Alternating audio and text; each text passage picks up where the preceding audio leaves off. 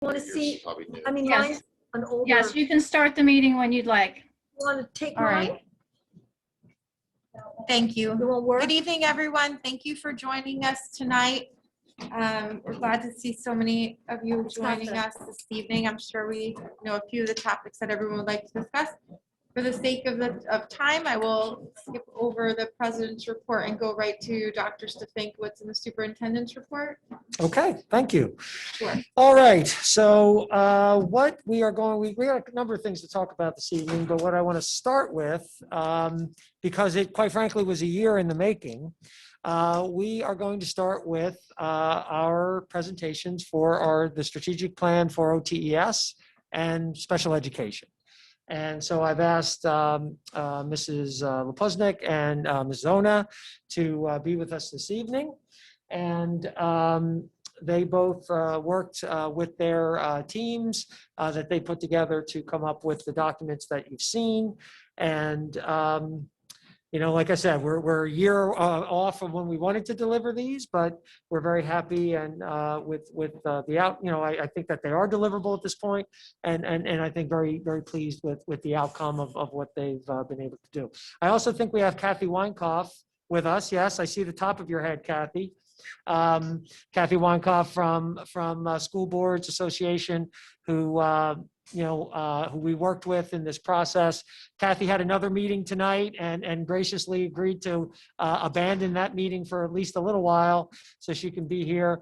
But I want to thank Kathy for all of her work and assistance through this process. And, you know, Kathy, I don't know if just for a moment before we hand it over to Ms. Zona and Ms. Lepuznik, if you just want to, you know, kind of recap or just, you know, as to where we are right now and you know, what needs to happen moving forward. Yes. So thank you, Jim, for inviting me, because this is the part that I always like to sit in on to see the action plans and where we're going to go moving forward. As you said, we did start this over a year ago, and the meetings with both the special education department and their group and the elementary school and their group as we move through this strategic planning process.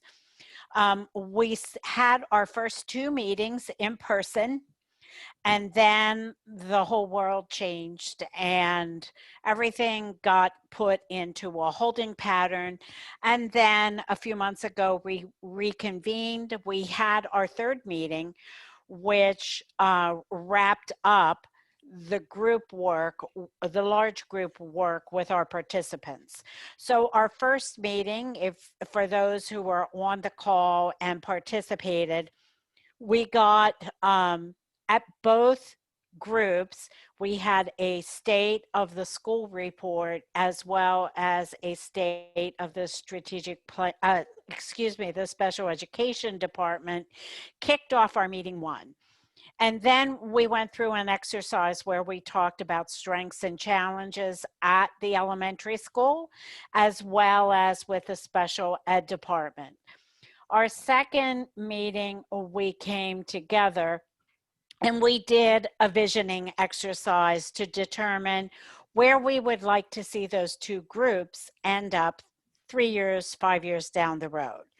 We took that work and then moved into our final meeting, which was taking the outcomes from the strengths and challenges meeting, as well as our visioning exercise, and incorporated those into action plans for the 2 groups that fell under the umbrella of the goals that had been established by the district strategic planning that we had done back in 2016.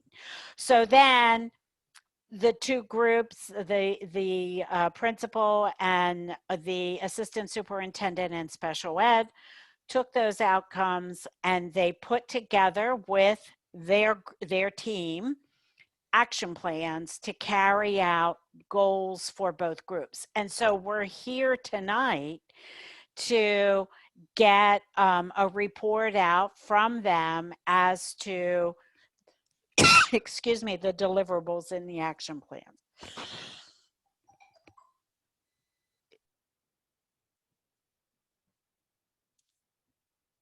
Thank you, Kathy.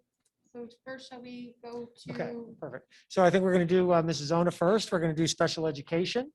And so what's provided to the board was the full plan. You've seen that. It's available to the public. What I asked Ms. Zona and Ms. Lepuznik to do was basically do a presentation that's a synopsis, Sure. not going through every single line necessarily, but a synopsis of the plan. yeah. So, absolutely. That sounds so I'm perfect. going to go to Ms. Zona first. And I think Ms. Conway, you have the special ed plan that you can put up on the screen, if I'm not mistaken. There it is. Okay, you see that all right? Perfect, Marianne. Thank Very you. good. So I'm going to turn it over to Ms. Zona and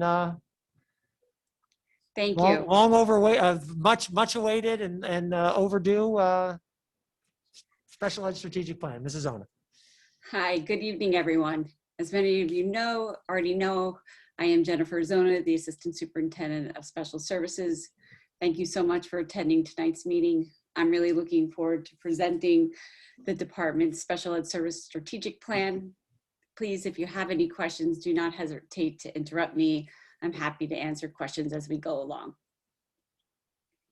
Marianne? Great, thank you. So it really is hard to believe some days that we started this process over a year ago. Having a special service strategic plan is somewhat of a historic event, as typically these plans are more geared towards district-wide and not just a department. I was thinking about our very first planning session, and it was in person with just about 50 participants, and COVID was something that all of us were aware of, and we certainly wasn't part of our everyday vocabulary. So I don't think I will ever again take for granted in-person meetings, as I do truly miss them. So as a district, we set forth to gather data that would help us to gain an understanding of the strengths and needs of our special education department from the perspective of its internal and external stakeholders. The strategic plan captures those perspectives and translates them into a set of informed top priorities for our department. Marianne? Thank you. So during the first two meetings, as Kathy said, we reviewed the state of the special education department along with strengths and challenges and creating a common vision amongst the stakeholders.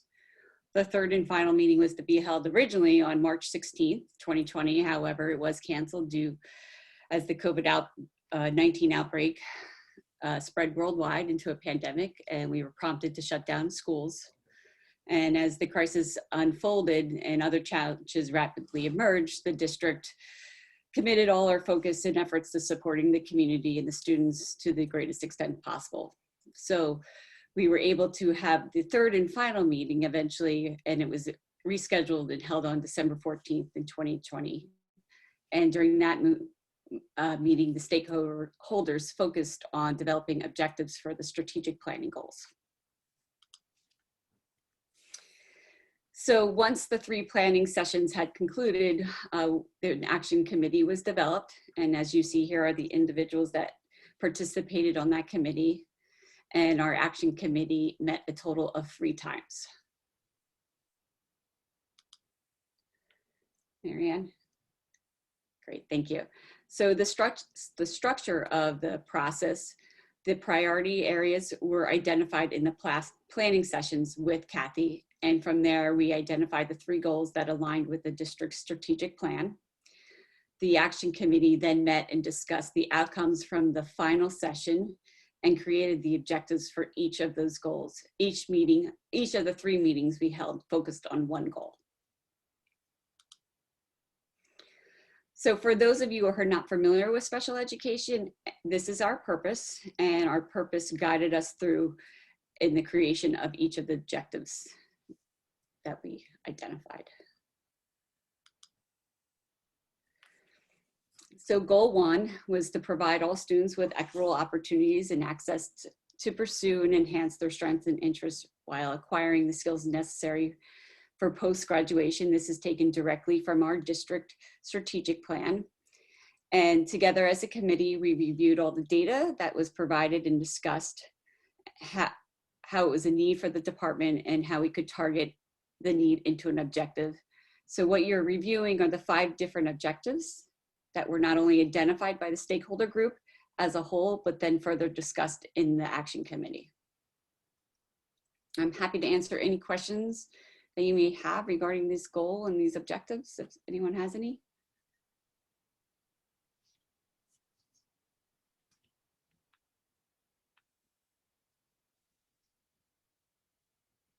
Thank you, Jen. Okay. All right, goal 2. For the district strategic plan, this was community engagement and outreach. Again, the committee implemented the same process as goal 1, and this time we identified 6 different objectives. Please let me know if you have any questions regarding this goal or objective.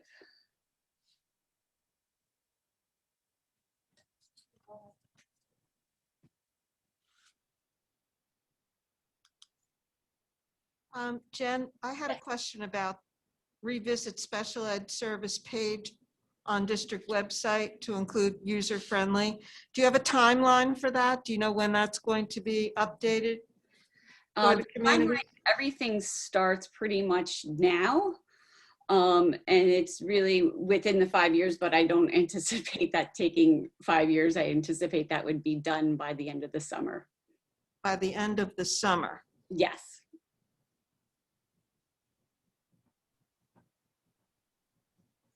I have a question on goal number 1. Sorry, Ms. Zona.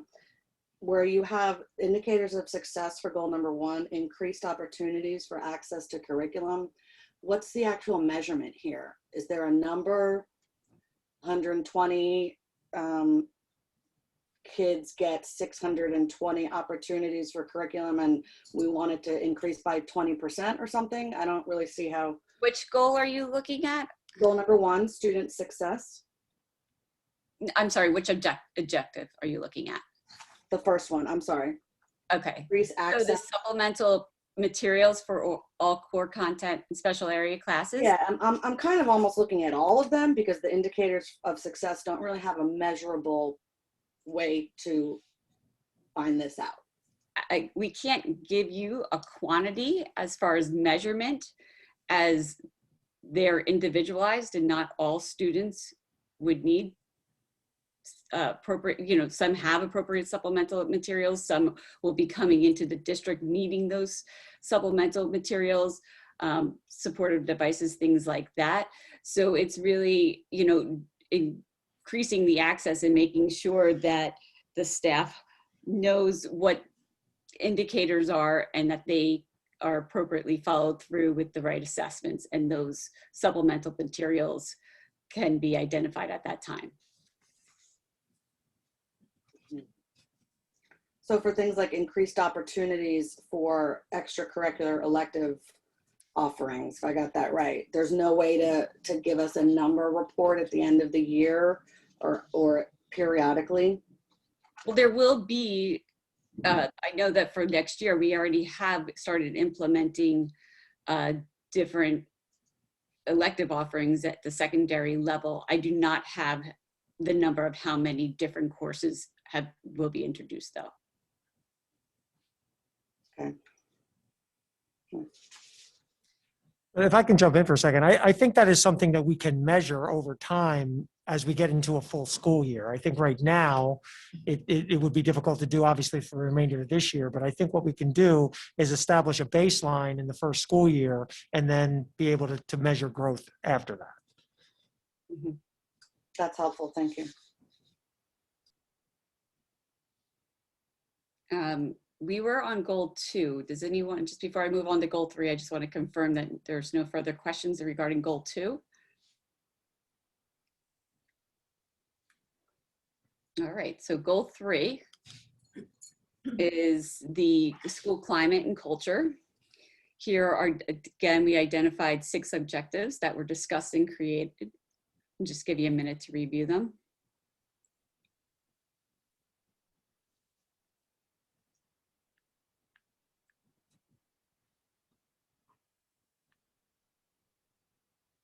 there have any questions, I'm happy to answer. How are we going to establish the Abilities Awareness Council? Who's going to make that up? Who gets to decide what the makeup is? It will be a group that is internal and external stakeholders. There'll certainly be, you know, interested parties could certainly, just like the Wellness Committee, the PTAs, you know, vetted it out through the Wellness Committee. And if those that were interested in participating did send emails, so we could do it similar to that.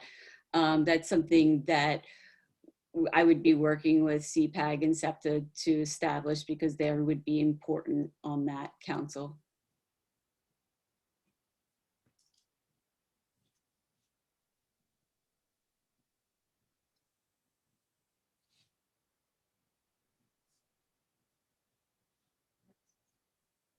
I think you can go ahead, Ms. Sona. All right, thank you. Sure. All right, Marianne? All right, so currently the Special Services Department is responsible for 643 students, but please, just a reminder that this is always a fluid number, as students are always being classified or declassified. But I felt it was important that we go back to the first planning session where the department's strengths were identified. The work we have in front of us is important work, as you can see, but we are up for the task, as the department has many strengths and I have many, many committed individuals to the plan.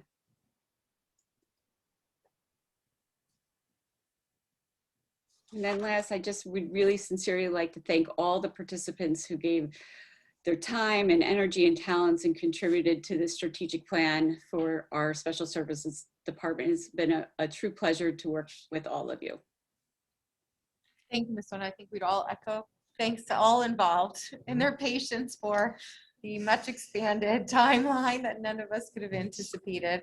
That's correct. Any questions or comments from the board to Ms. Zona before we move to the next presentation? Hello, Ms. Weinkoff. Go ahead, Kathy. You're muted, Kathy. There we go. So I did want to just reiterate something that Ms. Zona did bring up in her presentation. You are only the second school district that I have worked with that has implemented a strategic plan for your Special Services Department.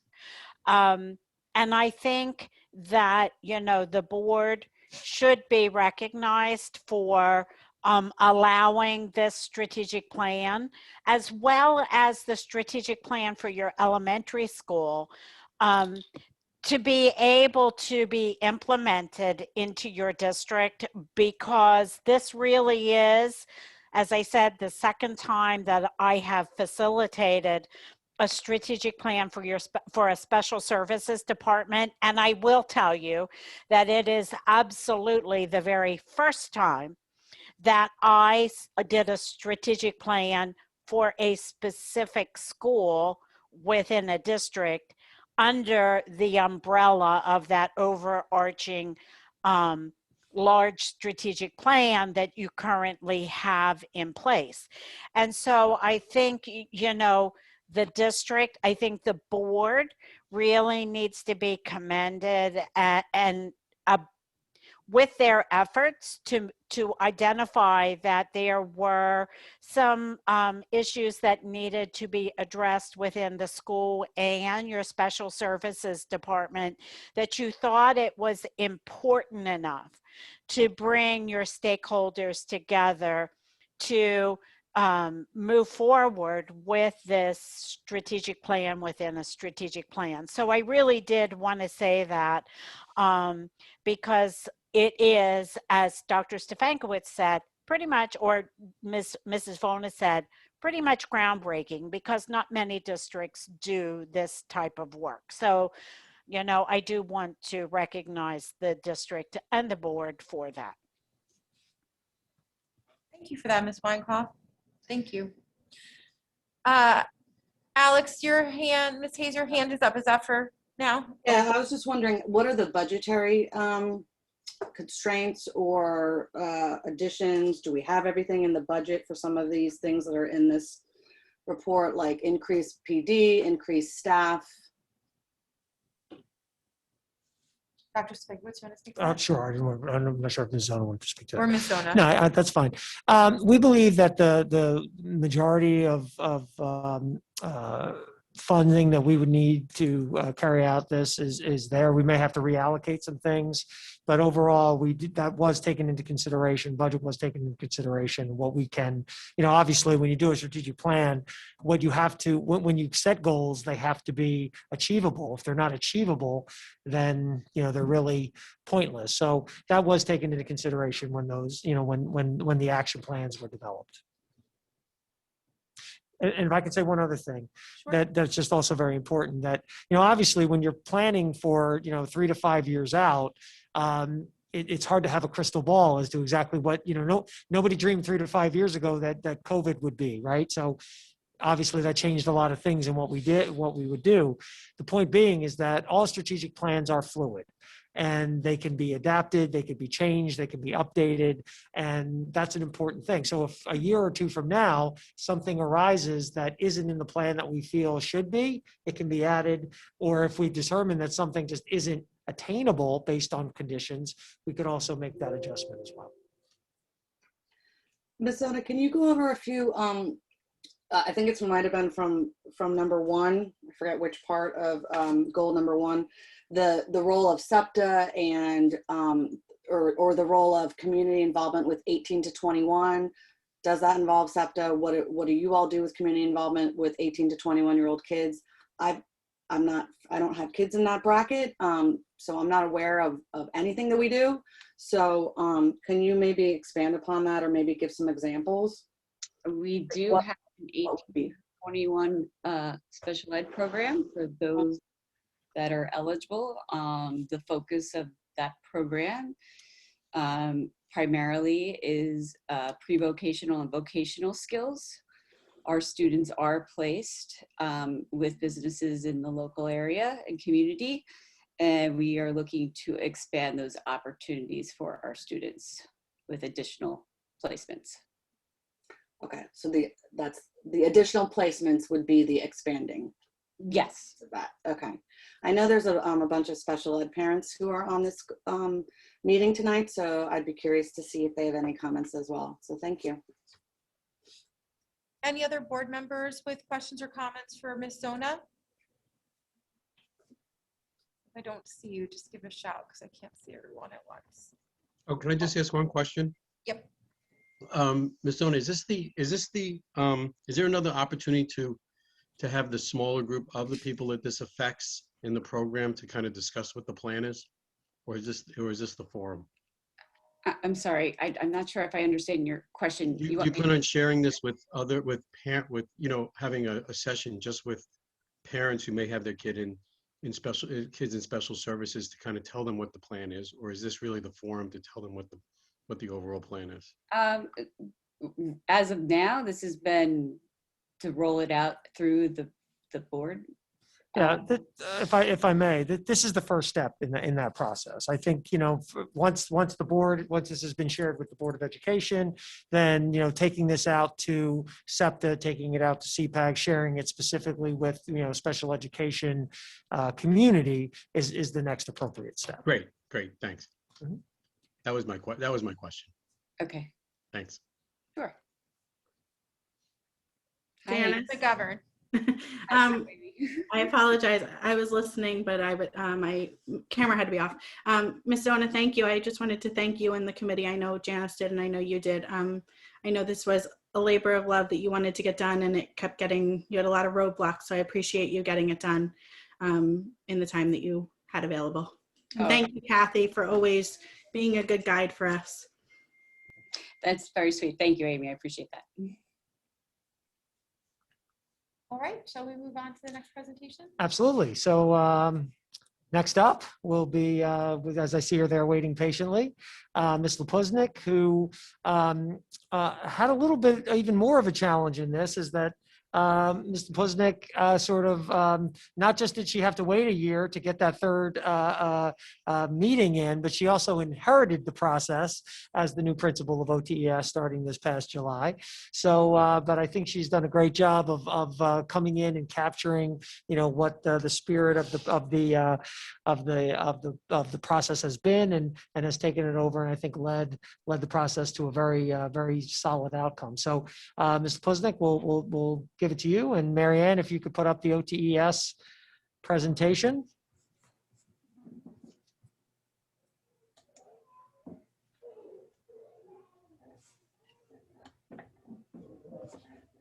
Great. Can Thank you you so do much. that now?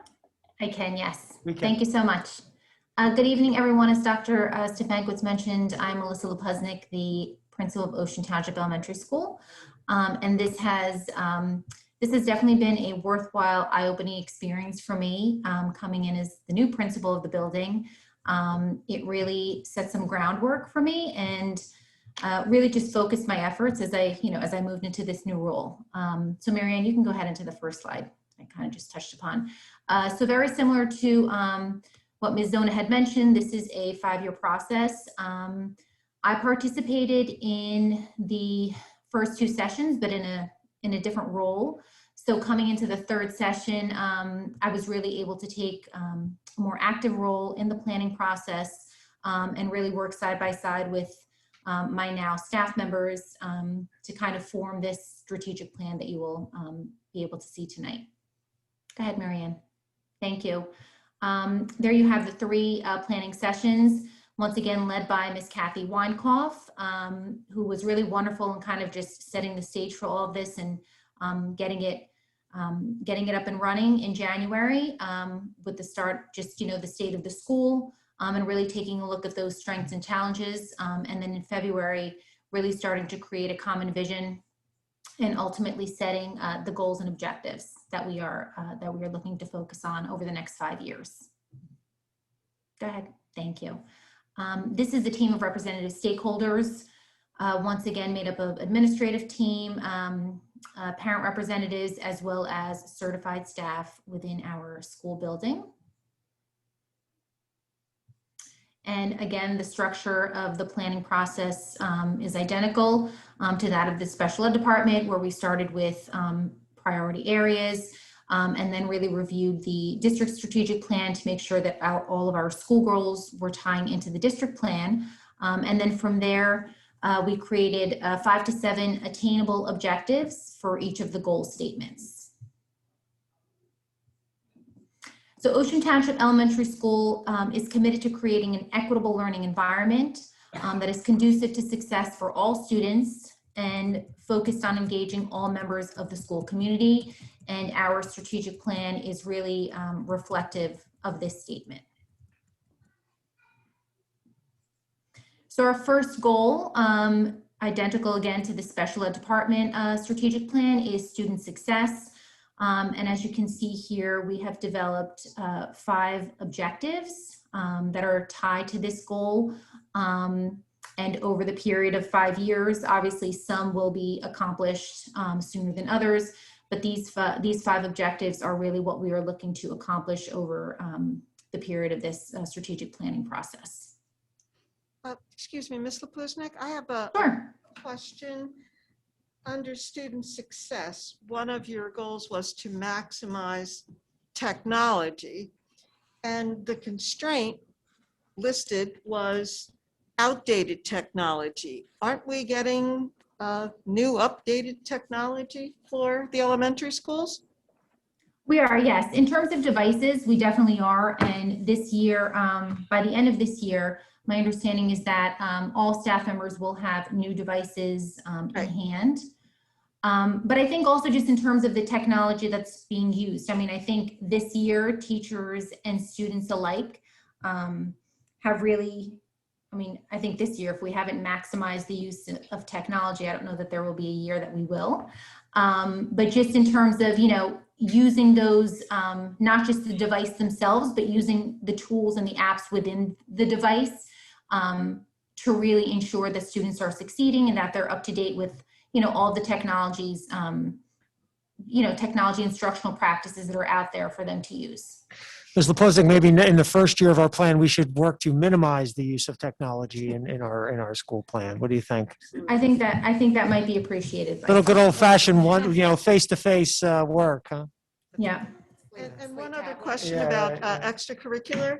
You Sure. had listed a homework club, a reading clinic, but we're, again, under budget constraints. Hopefully, if we get some federal funding, we'll be able to use some of that money toward these great sounding extracurricular activities for the students, or maybe if our grant drops down from heaven, we might be able to do that.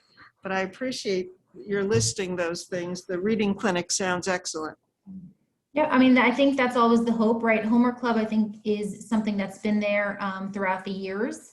But really taking that Homework Club and trying to expand it so that we are really specifically targeting our most at-risk students, those students who we are identifying through the number of benchmark assessments that we're using throughout the year. Thank you. Yes. Wasn't the homework club, didn't the previous board approve money for that with the previous principal? So can we start that when? And what happened to that money, and can we use that money ASAP? So the Homework Club did really run this year, really because it's in person. But I think that the plan is to continue the Homework Club as it has run in the past for next year. And then the reading clinic portion was really just, an expansion to that, just kind of add some additional supports for some of our students. But I do believe that the plan is for the Homework Club to run as it has always done in the past. I don't think it has run. Has it? I'm an OTS parent. I never heard of the homework club, but I love the reading after school idea. Sorry. Thank you. Go ahead, Mr. Plesnick. We'll move on to goal number 2, Marianne. Thank you. And so goal number 2, we have community engagement and outreach. And once again, if you review these 5 objectives, we really just want to increase, the communication between OTS and our families, really reaching out to the entire school community, developing more collaborative partnerships with local businesses, and really trying to connect our curriculum to the outside world so that students are really connecting those learning experiences within the classroom.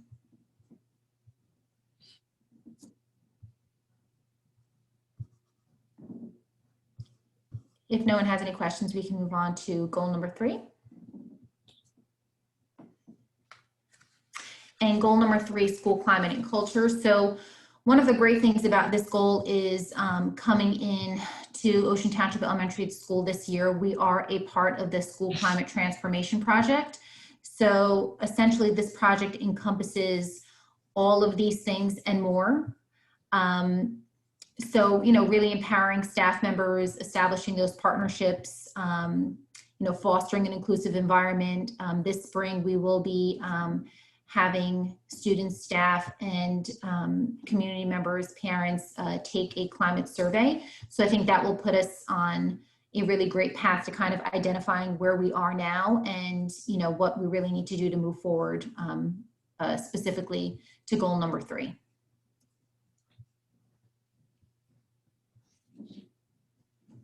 Can I ask, this is Natalie, can I ask a question about that? I'm not familiar with the School Climate Transformation Project. That's an initiative with someone outside the district or an organization outside? It is, yes. It's through a partnership with Rutgers. And so we have a consultant that works with our school. So we are kind of at the beginning process. It has moved a lot slower this year than it would have if it was a typical school year.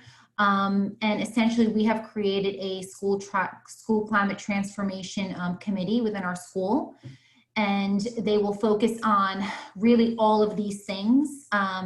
Right now we've just completed our second meeting with our consultant where we have established roles and responsibilities within the committee. And those roles kind of focus on collecting data, how are we going to use that data, you know, what exactly the purpose of the school climate transformation, or I apologize, the school climate survey is, and how to get that information across to staff members and to students and to parents. So we will be working with our consultant over the next 3 years. And the goal is really to look at kind of like, kind of the same way that we did with the strategic planning process, to look at some of our strengths and look at some of our weaknesses and kind of build upon them over the next 3 years. If I could add to that, that was a grant that we applied for through the Department of Education and Rutgers about once again, just about a little over a year ago. We were granted that. So that was terrific. And it's specific to OTES. However, we do think that we can mirror some of the things that they learned through this process in the other schools as well. But it was a great get for OTES at the time. Yeah.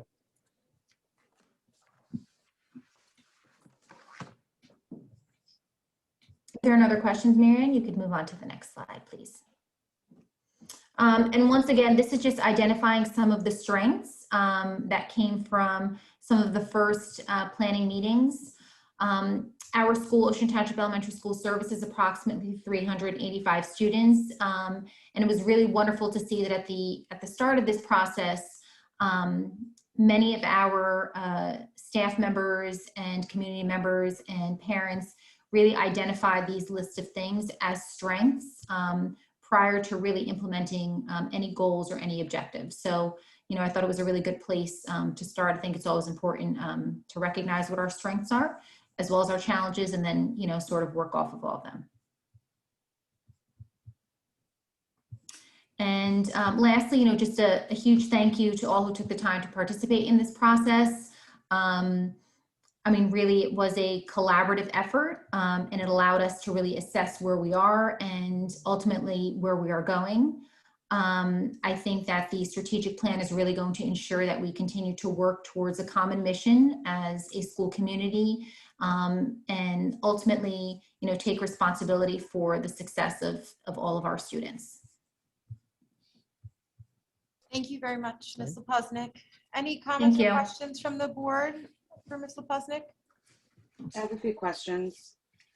Ms. Lepusnik, you have done wonders at that school. Thank you so much for your leadership and some of the change that as a parent I've seen. And I just wanted to reiterate that I think families have seen a difference, and you bring increased collaboration, increased morale, increased parent involvement, and increased correspondence. So I appreciate that. And I think this document is definitely a good roadmap. I do have a question, like I did with the, so thank you, by the way. I think Thank you. you Thank and your you for team that. are doing great things. And as the only OTES parent on the board, I just wanted to make sure that I relayed that to you. Thank you. The special ed one, I had the similar comment to timelines. So the indicators for success I see, but I'm still a little worried that these strategic plans don't have any specific timelines. Like, we want to see X by X. So that concerns me a little bit. Do we have any kind of other ways of measuring this? Like, for example, I think the reading scores have been on here several times, and you know I've complained about the disparities of reading scores. So how can we kind of measure that there's significant improvement based on some of what we're doing here, which sounds very positive? So I think one of the great things is, obviously everyone always looks at standardized tests, right? We have NJSLA every year, but one of the great things that we now have through another grant, the NJTSS grant, is our DIBELS benchmark assessments. So that gives us more immediate feedback. So as our NJSLA is only happening once a year, you know, DIBELS we're seeing now 3 times a year. So we are able to assess students, let's say in the fall, to see where they're at, where they're starting. And we may have some students who are identified, let's say, for basic skills in the fall, but by the time we get to the winter, we have some students who are graduating out of basic skills. So we kind of have a way to gauge the levels of support that we're offering to our students. If we need it, it is available to them. But once they have met success based on our benchmark indicators, then we're able to graduate those students back out to just their classroom where they are receiving core support. We also have linkage assessments, which kind of helps us do the same thing. So it's great to have a number of benchmark assessments along the way. And then, you know, we always have the state assessments, which they're there and we're going to see them every year. And I think a balance of DIBELS and a balance of Linkit really helps us to kind of gauge before we get to that NJSLA, you know, where our students will fare, you know, before they even take those assessments. Okay, thank you. And if I can add, Alex, for the record, I'm a proud OTS parent myself. Just wanted to clear the air. Once an OTS parent, always an OTS parent. Sorry. Ms. I Fuller, That's right, Ms. Fuller, that's can I ask a right. question? Yeah. Yes, Fuller. Mr. Weinstein, I hear you, but don't see you. So please go ahead. Okay. There you are. Dr. Stefankowitz, first, Melissa, thanks for the nice presentation. Thank you.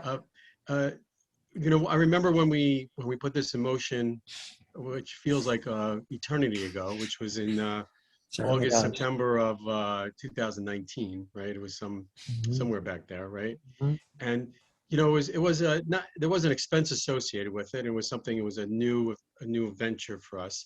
And I want to thank you for kind of getting us into this and bringing it to our attention.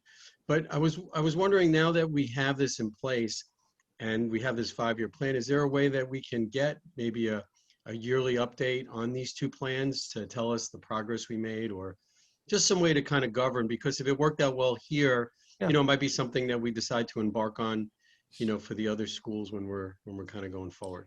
Absolutely, and you know, if the board remembers, and you know, it up till this year, it has been. I'll just reference the overall district plan. It's been typical practice over the years that I would provide an update 2 to 3 times a year as to how we're making progress on the district plan. We kind of went in a different direction this year with targeting those goals a little bit more, and you know, once again, you know, the current pandemic has kind of put a lot of things in a looking at things in a different way. But I see this very similar, that you know, that we can provide updates of these, you know, more targeted strategic plans to the board, you know, once or twice a year as needed. And also want to just remind the board that our original 5-year district strategic plan is coming to a close next year. That is year 5. And so that process will probably, you know, start again soon. You know, So actually, when does it end? Should we be budgeting? I think that year 5 is next year, if I'm not mistaken. Right, so should we be budgeting this year for the starting of the? No, Kathy told me since we've done all these, she's going to give us a discount Oh, rate it's like on buy the- 2, get 1 free? It's a buy 2, get 1 free, Oh, I is think. Kathy Like one of the- in? it's like one I of think those, Kathy sub- said yes. She's Yeah. It's like one of those subway cards. You just punch Correct, the. correct. punch I the think thing. we signed up for it. I think we would have to, you know, I think there's a couple of different ways we could go as to whether we would Right. want to engage in that process next year, so that there's just a seamless transition, or whether we would want, you know, how exactly we'd want to engage in Does that one run process. out So before we start the other, don't. or overlap? I mean, typically what you would do is start working on the next one in the last year of one, so it's just a seamless.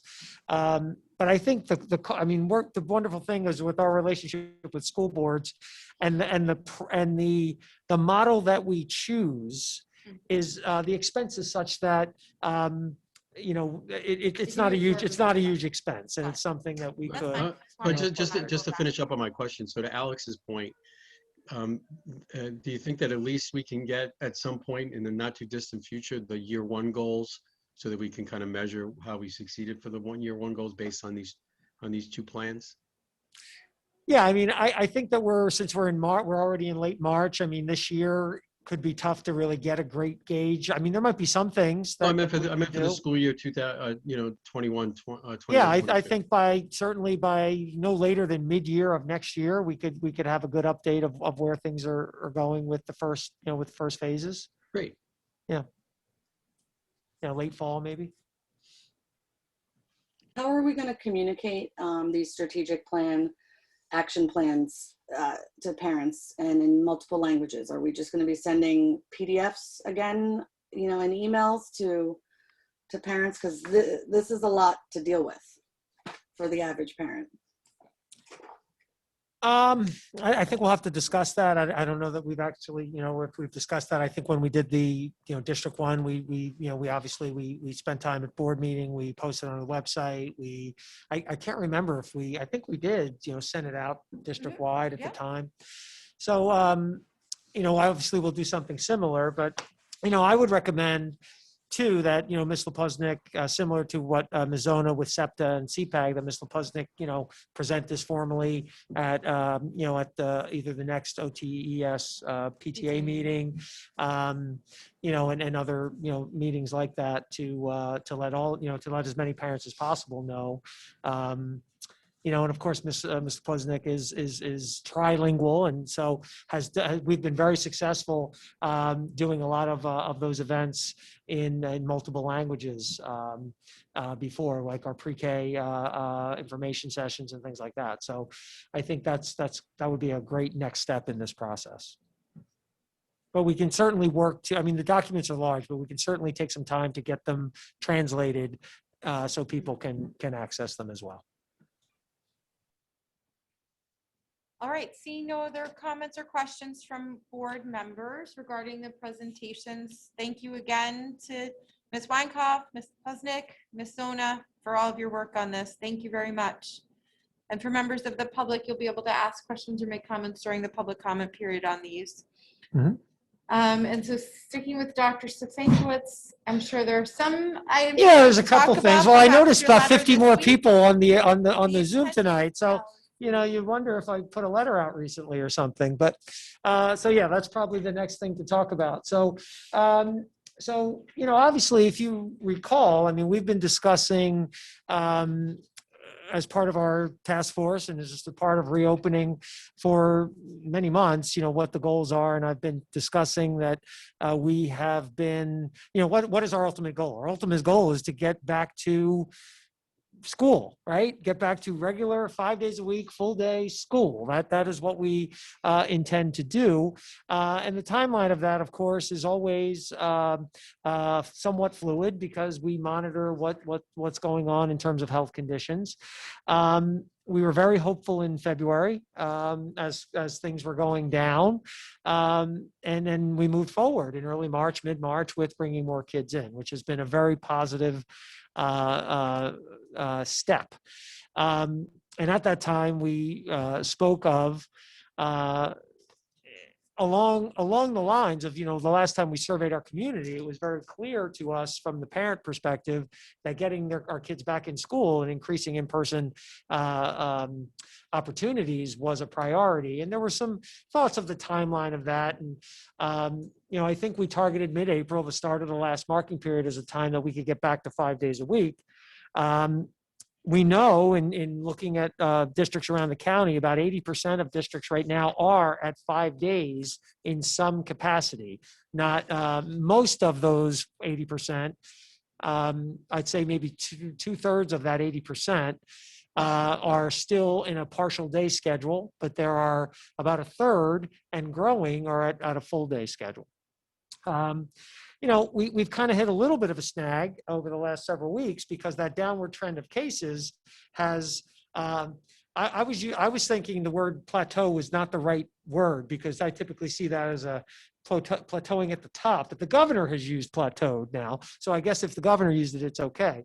We've kind of plateaued as we've come down and we're heading back up a little bit in a direction, maybe 10 to 12% increase in cases over the last, say, couple weeks compared to weeks prior. We're still far below where we were after winter break, in January. But the upward trend is something we have to pay very close attention to. That also being said, that we, by mid to late April, we believe a very large percentage of our staff will be fully vaccinated. So we take all that into consideration. So right now we are looking at April 12th. However, we are keeping a very close eye, when I say April 12th, to get our kids back to a 5 day a week schedule.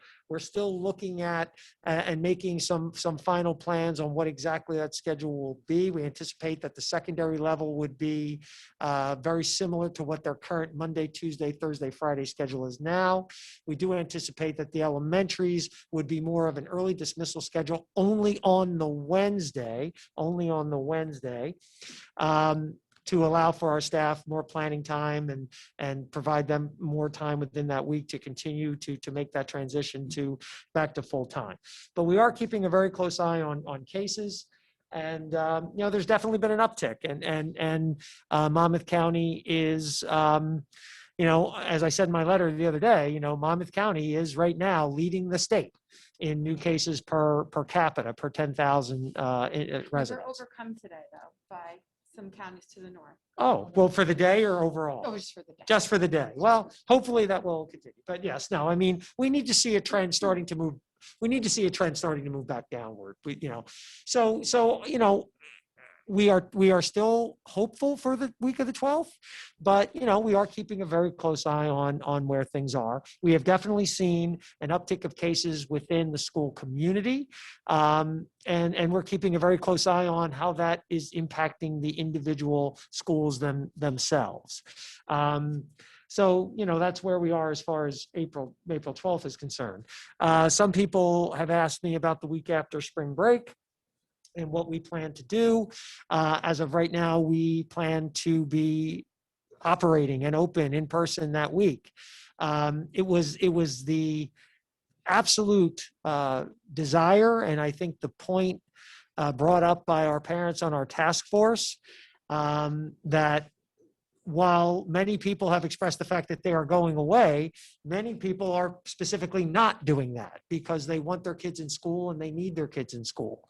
And so we take that very seriously. And, we don't want to, we don't want to take away, the opportunity to be in person for thousands of kids because, a few hundred may be going away, right? But at the same time, there's a lot of things happening that week. And, we also know that we do have some staff traveling.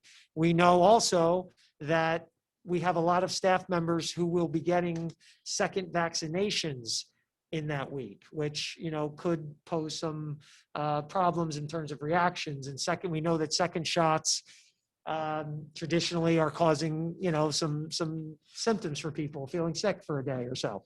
So we're very mindful of that. So similar, and we are trying to survey our staff and our parents as well as much as we possibly can to get an idea of exactly who's going to be around and who's not going to be around, who's going to need to quarantine, who's not going to need to quarantine. But obviously we are at the mercy of those who are willing to tell us what they are doing. So, it's our desire to be here.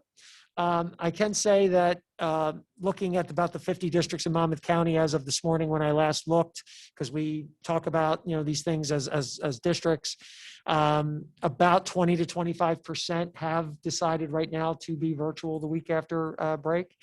So we're keeping a very close eye on that as well, because that has potential childcare ramifications for staff members who will say, okay, when my kids are off, now I have to take personal days to be home with my kids. So there's a lot of moving parts, and obviously we want to it's our desire to be open. However, we're going to, I hate to keep saying it, but we are just keeping a very close eye on things. And obviously we need to be able to operate our buildings and our schools. And we're very hopeful that we will be able to do that, but we will keep people informed.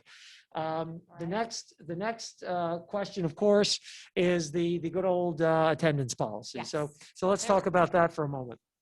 So for the last several months, and we've actually discussed attendance issues here at the board level probably since November, where if you recall, we talked about the idea that remote students would be getting a more asynchronous experience, check-ins throughout the day. We put that out in November, and if you remember, November and December, we weren't really in school all that much, in person. But since January, we've been working to implement that. The feedback that I've gotten from our staff and from our principals at the elementary level especially is that that's kind of a difficult thing to carry out, and an inconsistent thing to carry out. Some staff members I don't mean to say like some are doing it, some are not, but some are doing it and some are not, and all for the best reasons. And I mean that where, we want them to be doing it the way we put it out there, but a lot of staff members engage with the kids far more than we've told them to, and that's to their credit. They're exceeding. Yes, they're going beyond what it is. But as we've traveled these last 3 months, and as more kids have come back to school, and as evidence, particularly at the middle school in these last couple of weeks, the challenge that is, and we have heard this at task force meetings the last several weeks, and I had a meeting with over 100 elementary teachers who were explaining to me the challenges that they face on a daily basis, because obviously the elementary situation, and as you go up in years, obviously the challenges are different. But the high school students are a little more self-reliant. That can be a little more self-directed. Many of them, not all of them, but you can give them a task, and they can work independently more readily than a kindergartner can.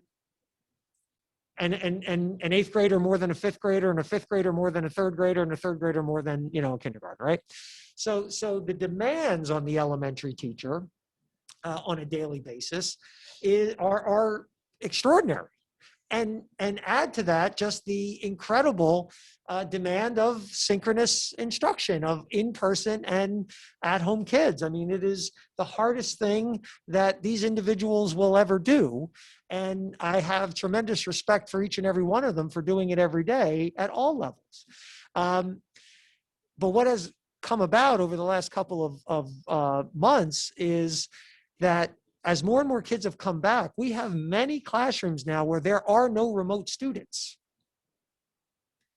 And we have tried to be very liberal with allowing kids to access learning, even remotely, since the beginning of the school year. And we've also encouraged people, especially when we've had upticks in cases, to keep kids home as much as possible if they are not feeling well. We don't want you to have your kid with sniffles come to school, right?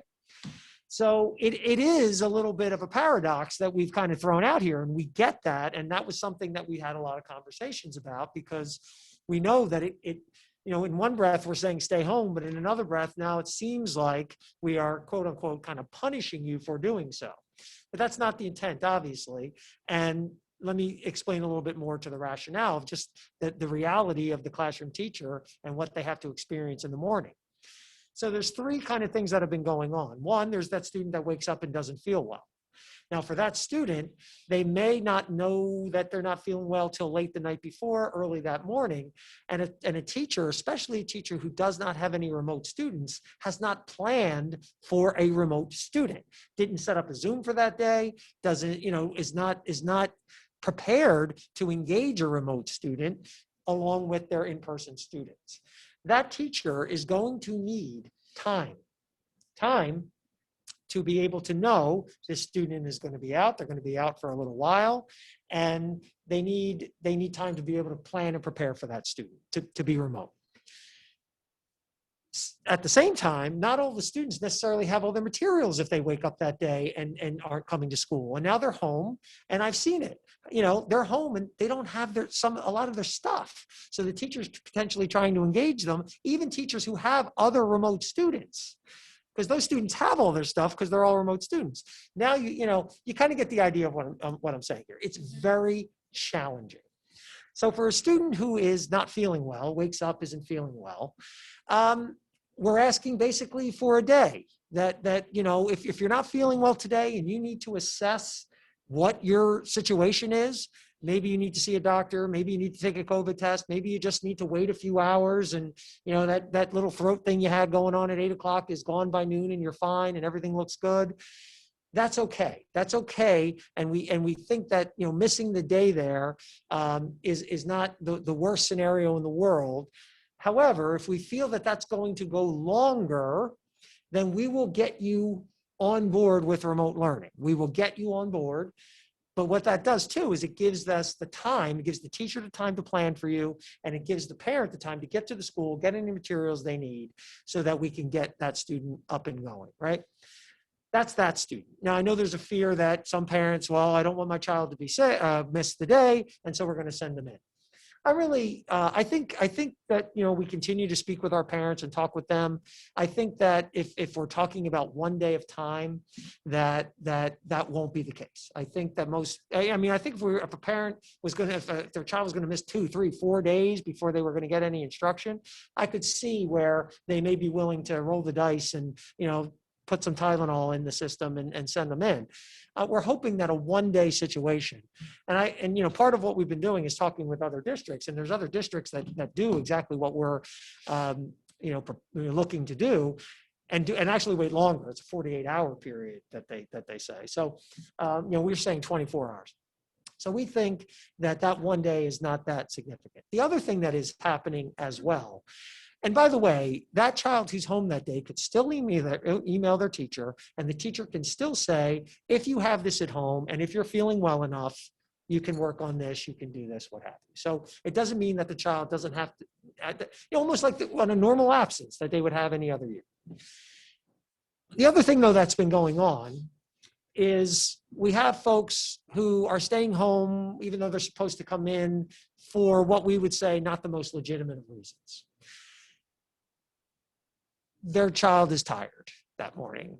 Their child stayed up late the night before. Their child had a soccer game till 10 o'clock the night before. They took a 3-day weekend and went on vacation, and now they didn't get home till that morning. And we've been like I said, we've been very liberal with allowing kids to do this. As more kids have come in and there are fewer remote students and fewer classes with remote students, this has become a very significant challenge for our teaching staff.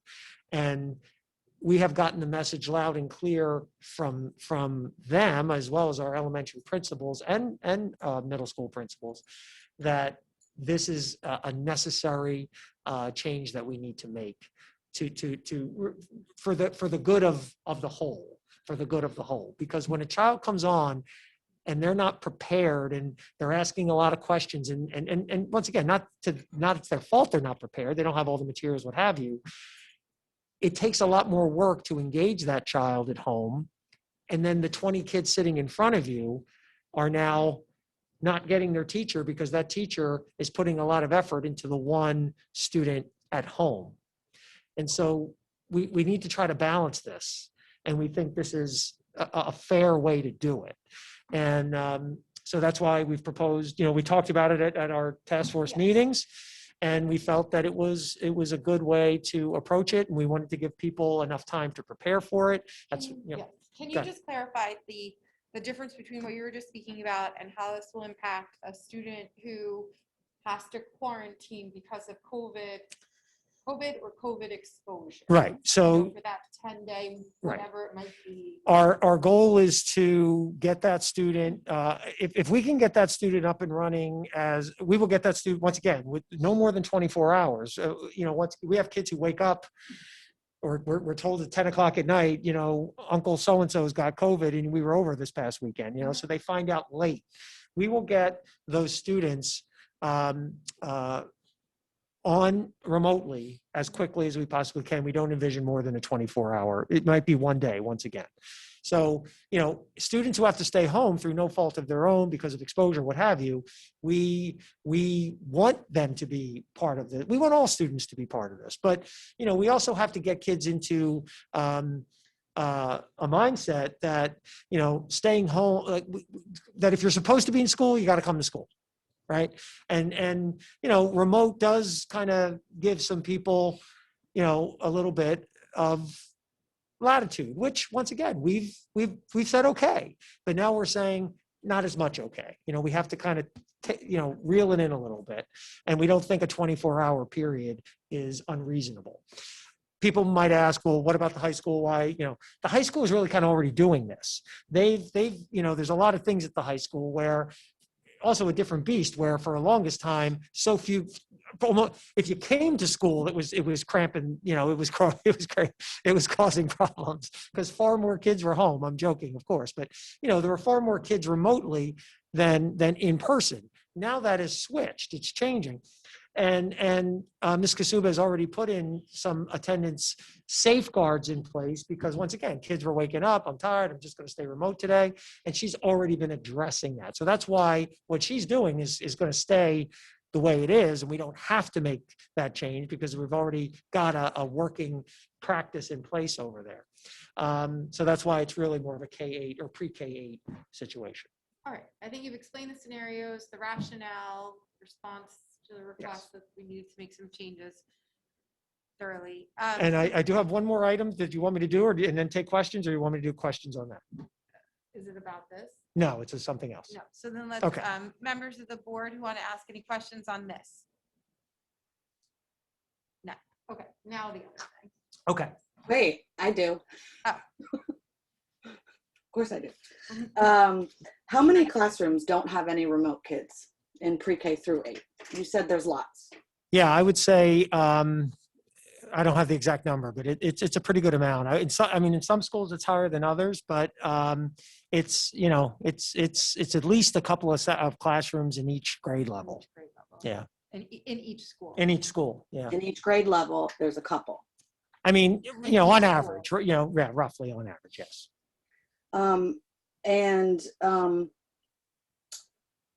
Hold on, I'm sorry. I forgot where I was. Did the attorney, our district attorney, weigh in on this policy? No, and once again, this is not a policy. This is a administrative procedure. We do have an overall attendance policy, which I can tell you have not followed exactly for a year and 2 weeks because of the craziness of COVID. But no, they did not. The district's only obligation is to provide a virtual option. It's not detailed how we provide said virtual option. Right. And that is for students who are opting to be virtual or who necessitate quarantine. And what has the reaction been from parents today for you, Dr. Stefankiewicz? I've received, I would say, probably a half a dozen emails. I've received one phone call. I saw there were some social media chatter posts, but I would say nothing extraordinary. But I've reached back out to the parents and explained the rationale, and they've seemed to indicate that they sort of understand the rationale. May not agree with it. May not think that it's still the best thing to do, but sort of saw the rationale from the district's perspective. And what districts in Monmouth County are doing similar policies? I know that Avon is. I understand that Manasquan is. I understand that Freehold Regional is about to. So I think as all the districts progress, I think these are the kind of things that we're determining. Well, what we did 2 months ago, we really can't do anymore because more and more kids are back, and so it's that kind of thing. From what I've gathered from friends who are teachers, it seems to be a policy in wealthier districts, and because the parents who have the means and are taking a vacation or their kids are on remote, they can go to Cape Cod for the week and take classes online. They could go to India and take classes online. Their teacher's going to be there. So and that's my assumption with superintendents making this policy about if you're not truly sick, you can't be in it. So what is how is that playing into it? Have there been too many vacations that have been extended and we're seeing kids at Marriott's getting? Yeah, that is part of it. I mean, when kids log on, by the pool and wearing their Mickey ears and it's not appropriate for school. And we have had some of that. I wouldn't say that that's overwhelming, but it's certainly part of what has been happening to some degree. Yes.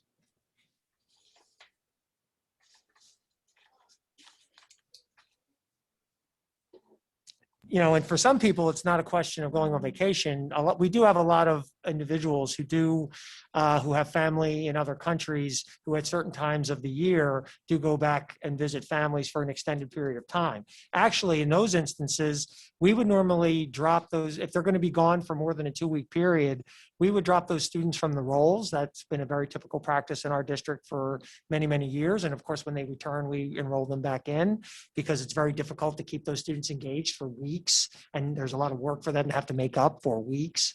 But this year, we are not doing that. We are actually, if they can, whether they're in Brazil or Egypt or wherever they are, if they can, and I've had concerns because of time differences and things, but if they have been engaging with us, we have kept them going. Unless they don't engage, and in which case, then we would do what we have to do. But we have tried to be very, very accommodating to as many people as possible. And like I said, we don't think the 24 hours is an unrealistic amount of time to have to wait to get into that online, to be able to access online. Any other board members? Ms. Gilman? You gave, just back to our high numbers in Monmouth County, which is number 1 today. I'm concerned with the reactive versus proactive. And you gave us so many scenarios of how we might end up on remote. Mhm. I'm just wondering why we aren't proactive and say that week after, we'll just go remote because of staffing, because of spiking, because of travel. Yeah. And then parents are able to make their arrangements ahead of time. Staff is able to plan ahead of time rather than come back on a Tuesday and find that whoop, we've got to close by Thursday. Yeah. And then everybody's scrambling around. Yeah, that's it. Like I said, I've gotten significant, we heard it at the task force meeting. I've heard it outside as well. A lot of parents who have said to me, I'm not going away. I am choosing not to go away because I want my child to be in school. I need my child to be in school. My child desperately wants to be in school. And we have that, I don't want to say we have that responsibility. That's not just ours. I mean, that's what we do, right? We have school and we do that. We did that. We did the proactive shutdown or remote after winter break because we saw things going sky high.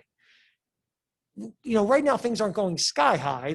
They're going up, but they're half of what they were in January. So there is a difference in the time pre or post winter break as opposed to post spring break.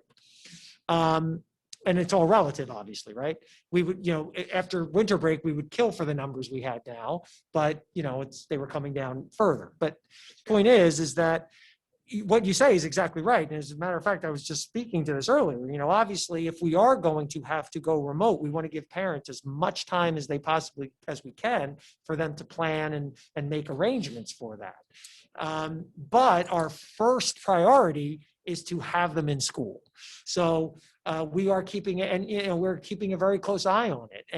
And we're going to, if we get to a point in this week where we think that we have, passed that critical point where we don't think we're going to be able to operate because of staffing issues or whatever it may be, then I think we would make a decision like we've done in the past. However, our first priority, what I don't want to do right now is just say, oh, sure, let's go remote. I think we have to make sure that if we're going to make that decision, we have all the information.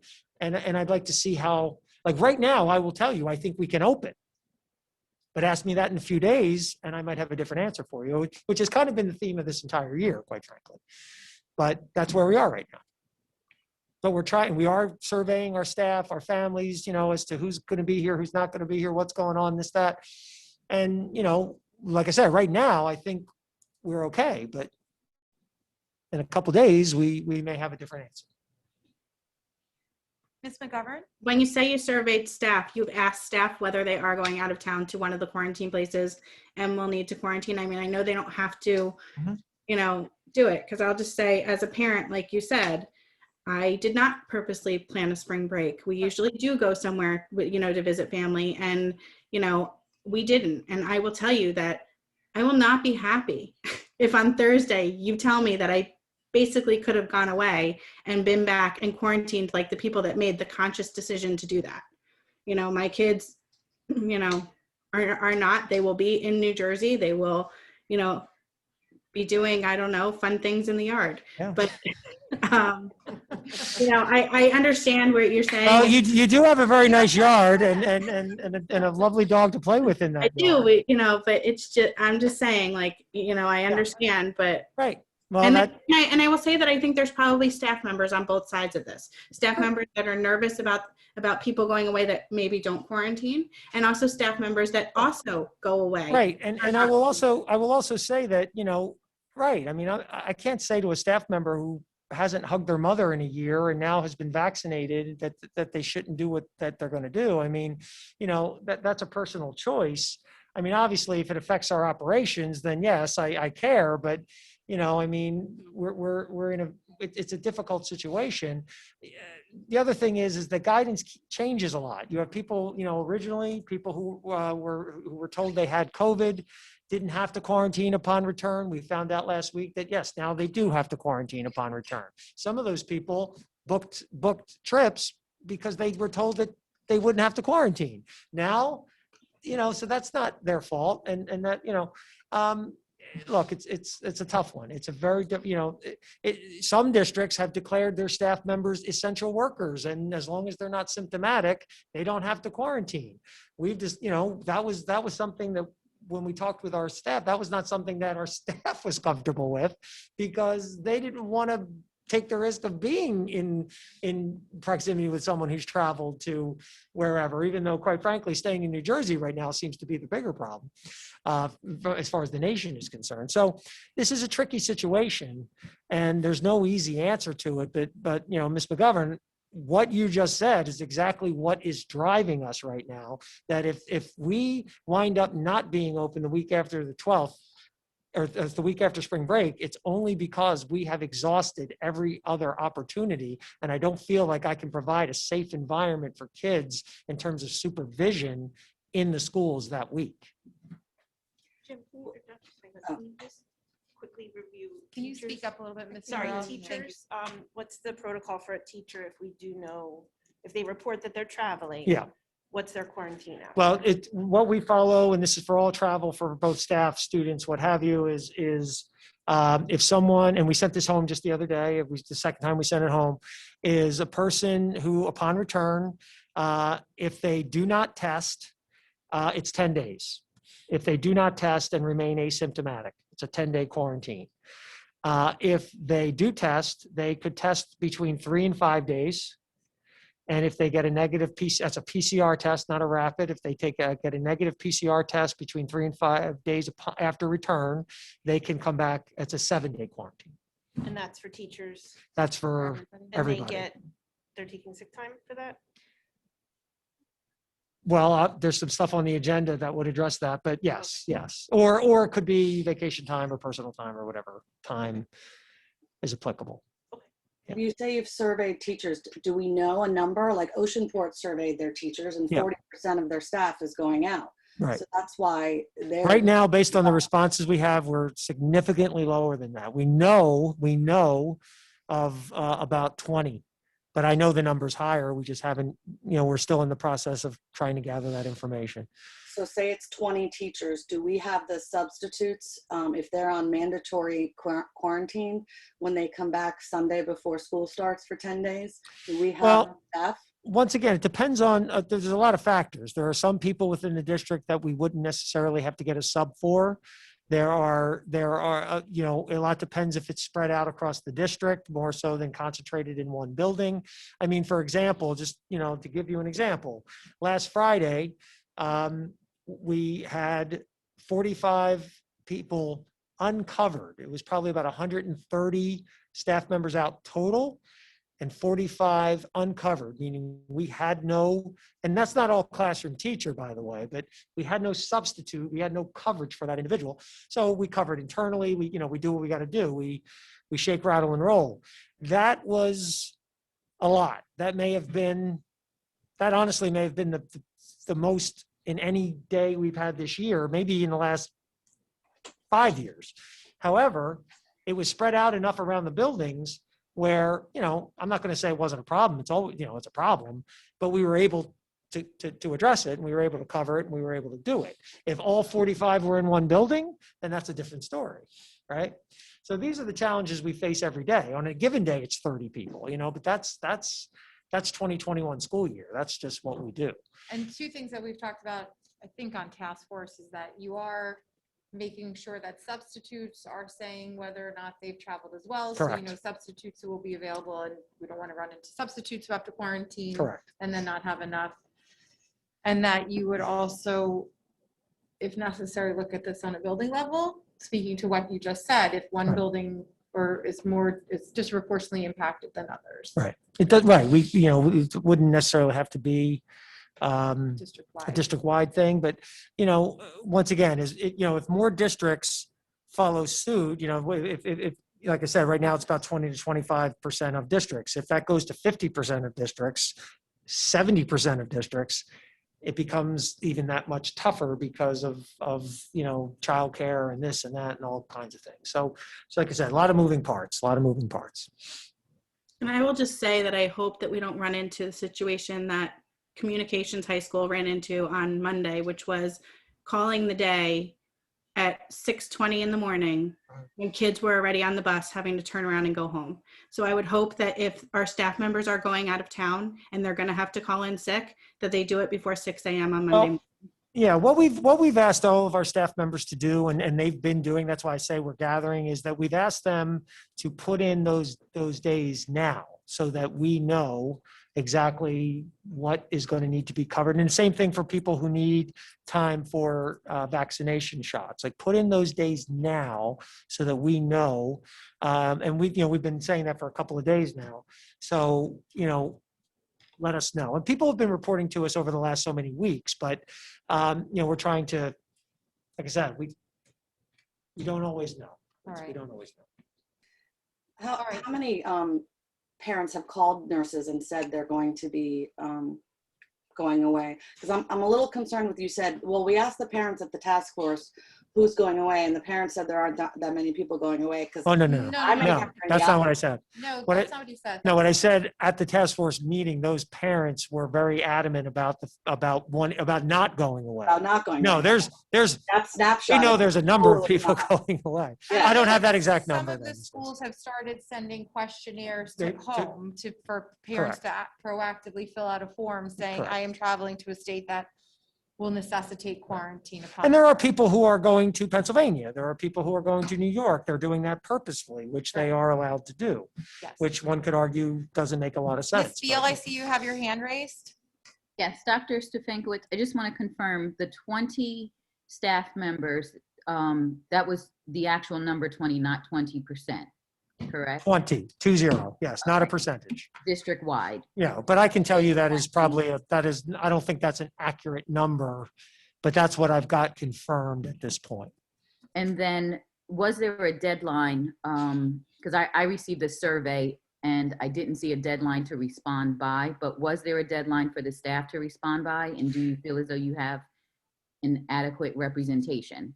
I did not provide I didn't ask for a deadline. I think our staff usually responds within a few days when we make those kind of requests. So I will reemphasize it, in a follow-up email to them. Okay, then my last question is, and this is hypothetical, of course, but is there a chance based upon specific school numbers that in lieu of the entire district going remote, would a call be made where it would be a specific school? Is that an option? Yes, I mean, we would take a look at all of those. Like, for example, if central office, we would shut them down very quickly.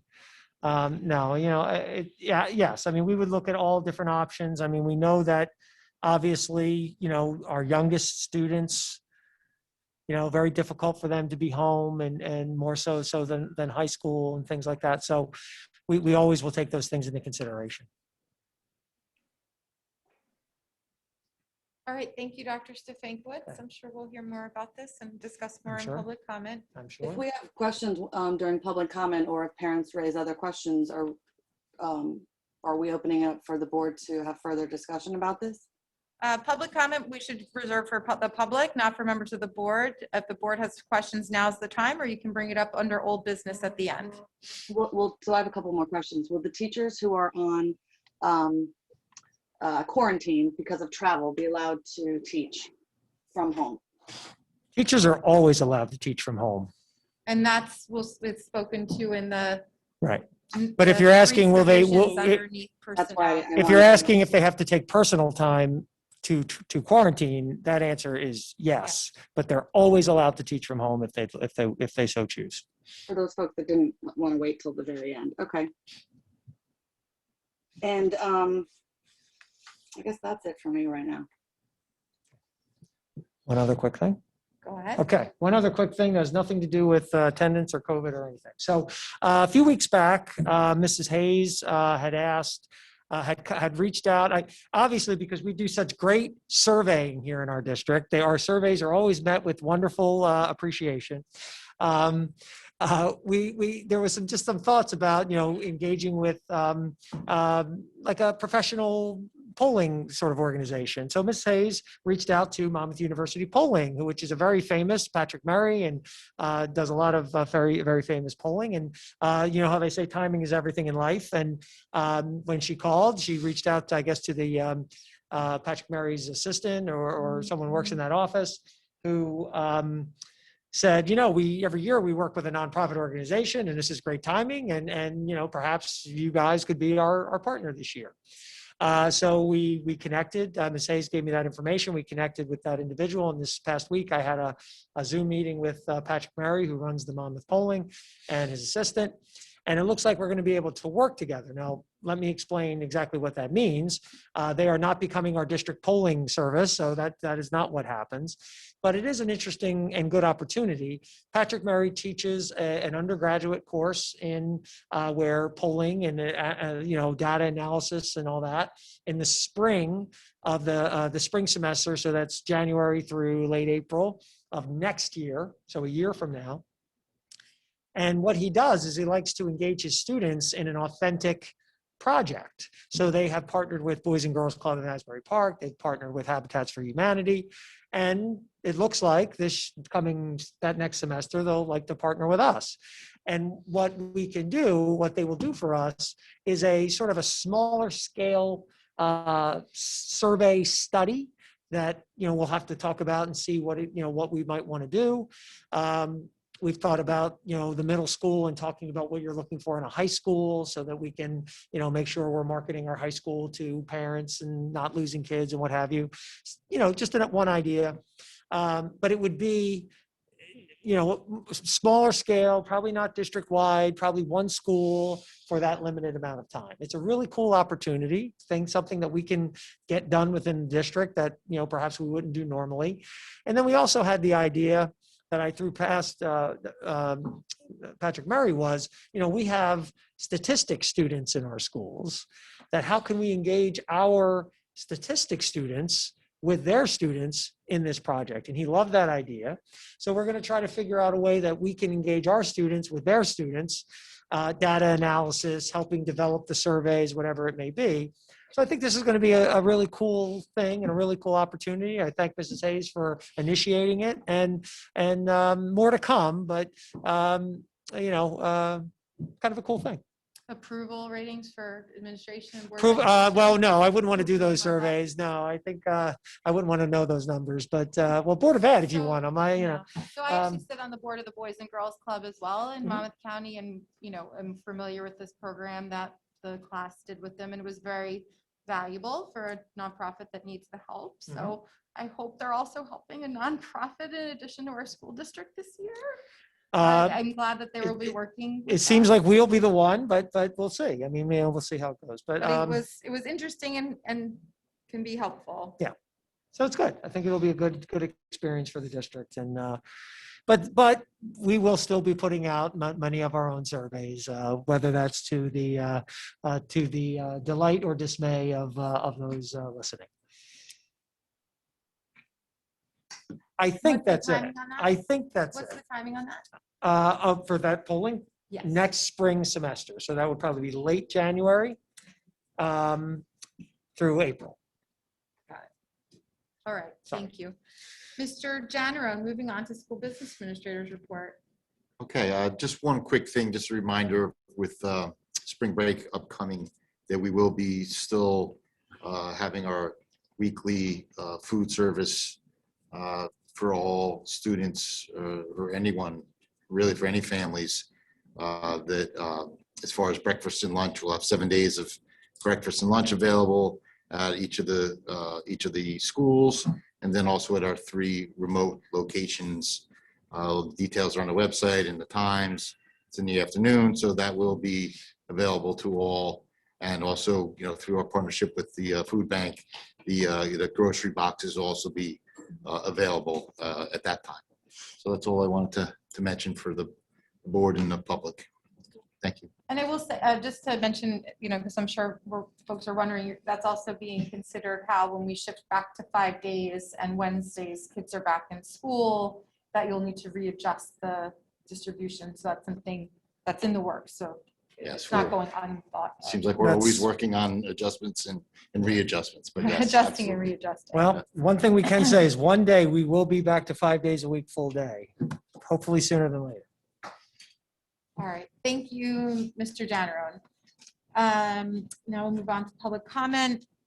All motions are posted on the bulletin board, the district website. At this point in the meeting, we will now conduct the first of 2 public comment sessions. The first session will be open for public comment on any agenda items only. The second session will be at the end of the meeting and can be on any topic. Would anyone from the public like to comment on any agenda item at this time? And that would obviously include what Dr. Stefankowitz spoke about. If you'd like to make a comment or ask a question, send a message via the chat to the help desk and Ms. Conway will assist you. Ms. Conway? Yes, we have 2 commenters at this point. The first will be Batya von Nostrand.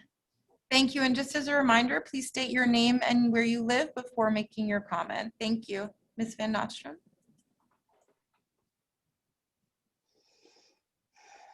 Oh, can you unmute Batya, please?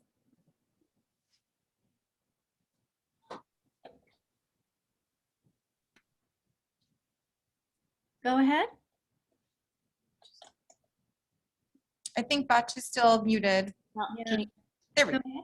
Can you hear me? Yes, now we can. Hello, Ms. Van Nostrand. Sometimes in the square, when it says mute, I think it means I am on mute, but it means press this and then you will be on mute. Batya Van Nostrand, 1305 Garvin Ave in Wanamassa. I have 2 questions. One is, I'm confused about the Wednesday. Is everyone going back Wednesday eventually, or just the elementary school? The goal is that it will be everyone. Yes, I'll let Dr. Stefankowitz speak But to that on the specifically. 12th, or is it getting phased in or no? Right now, our plan, Batya, is, the thought is that starting the week of the 12th, for grades 5 through 12, so middle school and high school, that the schedule that they follow on Monday, Tuesday, Thursday, and Friday, they will start to follow on Wednesday. Okay. All right. So in other words, the high school kids will dismiss at 11:30 on Wednesdays and then go back on for their last block class of the day. After going home, the middle school kids will release at 1:30 on Wednesday. Okay. Basically, just adding that back in. The elementary schools, the thought is that we would transition them to on that Wednesday with an early dismissal. That would be about a 12:45 dismissal. And why 12:45 as compared to the regular 1:05 is because of busing, to make sure that the buses can get to each level. Right. There's still some logistical things we're working out with preschool and a few other things. So we want to, we also want to make sure that we're doing this, we're looking at numbers. So we, before we finalize this and get this out to everybody, and I know it's not that far away, but, we also, there's also the possibility that if we're delayed, that a different schedule that is more that, you know, might be more like a full day schedule could be implemented if we're delayed into May, for example. So there's a couple things still going on that we want to take a look at. Because what we don't want to do is one schedule on April 14th and then another schedule 3 weeks later if conditions allow for it. So, you know, that's a lot of movement that just causes a lot of confusion. So believe it or not, we do try to create less confusion than Totally. So I mean, in case anyone was wondering about my opinion, I feel like that is, and I'm usually very supportive of everything that you guys are doing. Well, there's always a first for everything. Yes, I think half day on adding a half day in person. I mean, I got nothing going on. It doesn't matter as much to me, but it's very, I feel like that's almost the worst of everything. Like you still have to get your kid out the door, but then they still are coming home, and it just doesn't, it doesn't seem like there is a good reason that the elementary kids wouldn't go full day on Wednesday unless there's an issue with teachers all wanting to do the same thing at different grades. Well, no, I think what a lot of the feedback that we've received from our staff is that time on Wednesdays is just very valuable from a planning standpoint. And as teachers are still working with both in district, you know, in person and remote students, once again, that is a very, very challenging thing. I mean, to do. I read a book in the class and I almost lost my mind. 1 minute. Okay, so. Okay, fine. I agree with you then. What about there you go. The other Right, thank you. Good night. Yeah, good night. The other thing I don't understand is what you're saying is that teachers, so like my mother-in-law was a teacher and you couldn't take a personal day after a vacation. Like that wasn't allowed. And so I'm wondering, just the idea that someone would go away and then have to not come to their job for like a week. I just don't even understand. Like there's no, so I guess that's allowed now just because of the pandemic, or was that ever a rule? Was that only a rule, you know, in Long Branch? It's very common practice and we have it in place that adjacent to a school holiday, a staff member cannot take a personal day. Unless there's an extenuating circumstance. In these instances, a quarantine is would not, a person would take sick days for quarantine. That's an appropriate use of a sick day to have to quarantine. And so they're, you know, obviously if a person is sick, we don't want them, or quarantining, you know, that would be an appropriate thing to do. In terms of the use of the day, that's an appropriate day to take. You know, if you want to get into the philosophical discussion of whether taking a vacation is an appropriate thing to do, then that's a separate conversation. And you can't just say you have to take your trip and your quarantine within the spring break period. You can't tell people that, I'm assuming. As much as I've tried to create an authoritarian environment, I have not yet gained that power, sorry. And I'm just, you know, I'm emboldened because I don't have Yes, to go just to kidding. school anymore to have people, you know, give me the side eye. Okay. No, I mean, look, and like I said, there's a lot of factors, there's a lot of issues, there's a lot of things. And, you know, I think that what we try to do is work, you know, our primary function is to educate kids and to be in school. That is why we are here. That is what we do. And I will tell you that there's not one individual in this school district that doesn't want to be in school and have their, I mean, having these kids back has been such a wonderful thing for so many people. And I've talked to so many teachers who are thrilled to have all of our kids back. It's fantastic. I have one today, I had a conversation with a teacher today who said, when are we getting back to full day, 5 days? And, you know, my answer was as soon as we possibly can. And he said, that's not soon enough. You know, like I want the kids. Yeah. So, you know, these are always things that we have to balance. And, you know, I'm not going to fault someone for making a decision for what they feel they have to do. But obviously, you know, I would love to be able to operate our schools. And that's why we're here. I don't want to be on remote. I want to be in school, and I think, that's always our goal. Okay, thank you. Thank you. Ms. Conway, who's next for a question? Our next commenter is Sandy Abdelaziz. Thank you. Go right ahead. Hi, can you hear me? We can, yes, thank you. Hi, Sandy Abdelaziz, 30 Dune Road in Wayside. First off, I have a high schooler, so your whole attendance thing doesn't affect me. But anyway, and I also have a remote student, so it also doesn't affect me. But anyway, I have a question about the agenda. Specifically, I think it's just 10-7, but I think it's 5-6-7, I'm not sure. I don't understand. It reads to me as if, first of all, I've never heard this discussed before, so I'm very confused as to how it's discussion and action tonight when I just saw it for the first time today. I'm trying to digest it. Basically, it looks to me like an employee or a staff member, a teacher, whatever, a faculty member, if they have days to take off and they need, it looks like they need to take a day off that's not a school-induced quarantine or school-made quarantine, that they can work from home. I'm trying to read this right. So they can work from home, but they would still be charged half a day of sick time or child. I can't even understand this.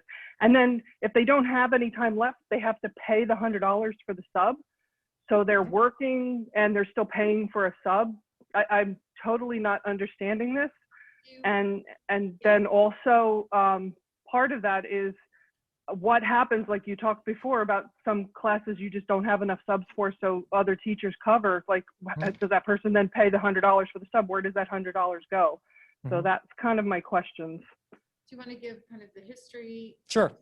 Of what's already been in place on this, and then what this would be new going forward? Right. So after at the end of December 31st, when the Families First Corona Response Act ended, which provided for federal emergency leave for those who were sickened with COVID, were exposed to COVID, childcare, all of those things. That ended December 31st, and those protections went away.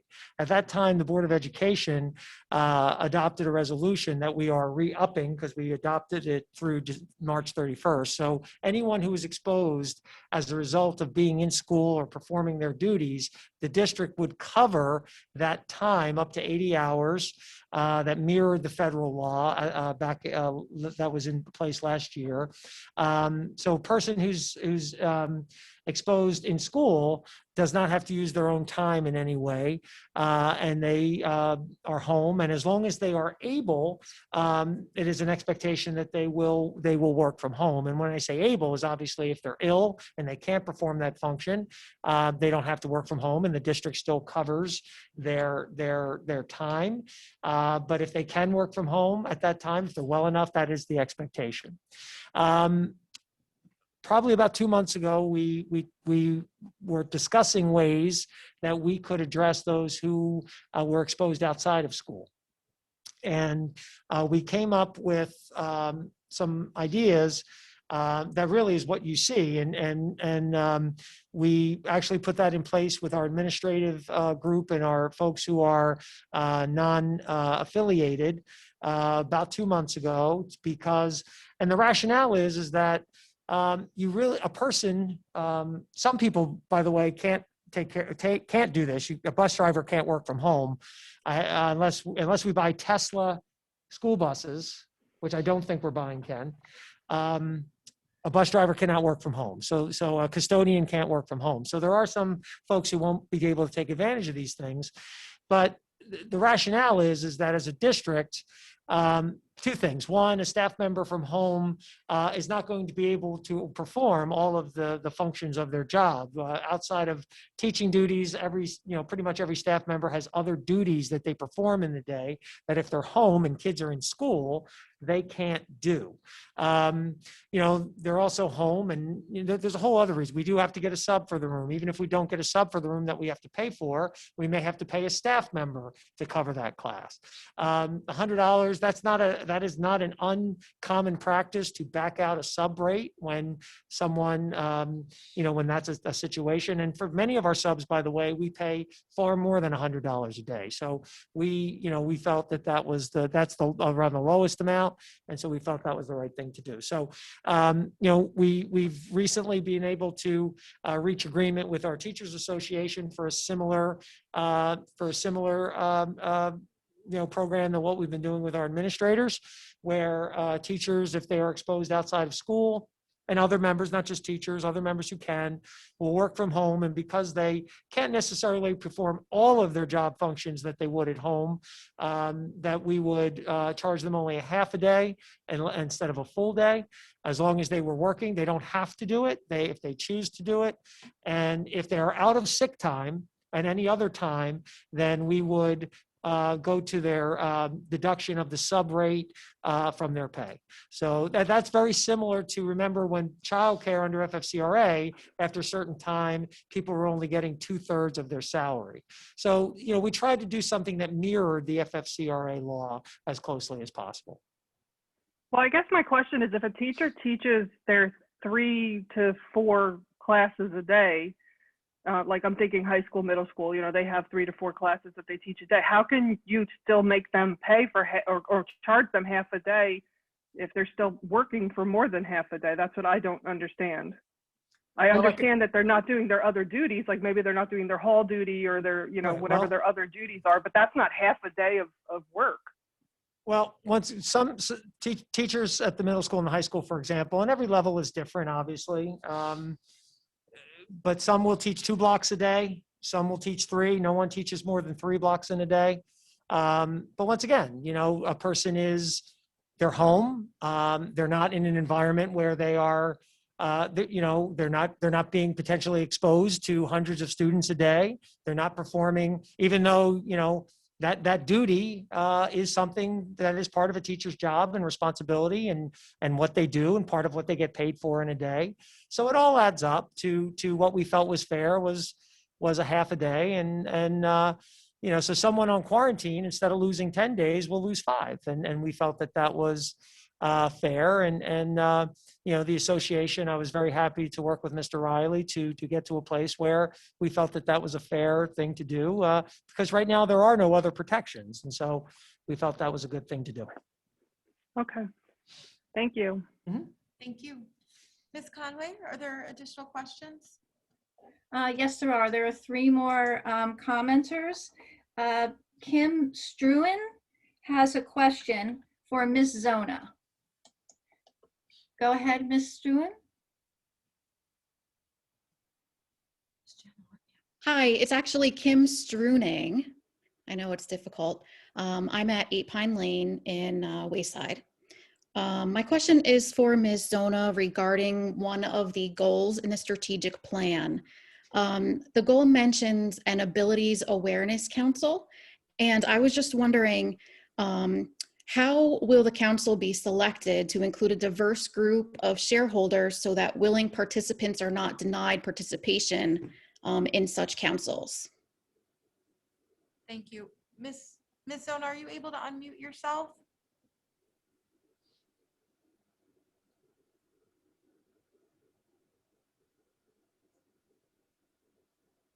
I'm not sure if Ms. Zona is still there. Yeah, I don't know. I see can't her. see She's everybody. connected, but she's Yeah, not let's see. unmuting herself. I mean, I don't know that I can give an exact answer because Mrs. Zona will facilitate that. But what I could say is that obviously we would solicit enrollment. Usually we work through our PTAs, the SEPTA organization, CPAG. We would solicit enrollment within our staff, what have you. And sometimes we get a lot of. I'm not exactly sure how many people she's looking to have on that council, but we would look at to try, and that's exactly what we try to do. If we get, if we're looking, is she back on? Yep. Okay, I'm sorry. Go ahead. All right, guys. I had to excuse myself for a minute. What was the question? The council. Go ahead, Ms. Struaning. You can say it again. Yeah, I'm sorry. Sure. My question was in regards to the Abilities Awareness Council that was mentioned in the strategic plan. How will you be choosing individuals on that council so that it represents a diverse group of shareholders and so that willing participants are not denied participation? We don't really have a process right now. When it was discussed at the committee level, it was really discussed on ideas of things that can be done in the school, activity-wise, for inclusion purposes. So we would certainly begin to roll that out with the principals and the PTAs and the SEPTA and CPAG as well. I don't necessarily see it as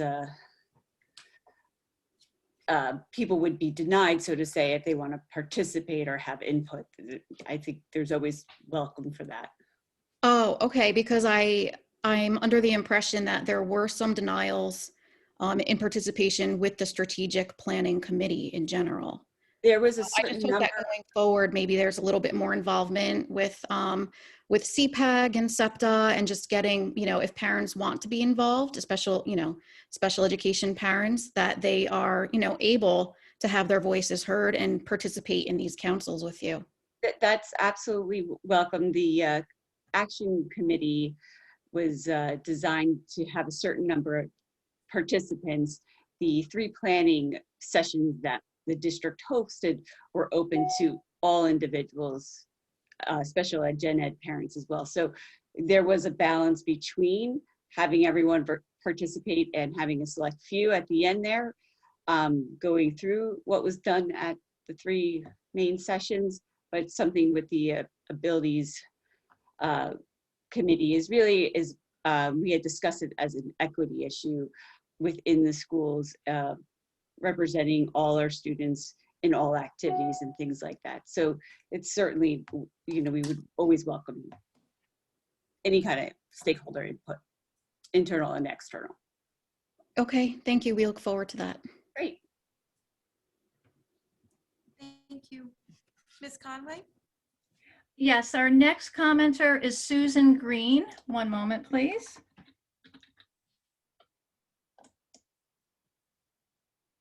Susan, please go ahead.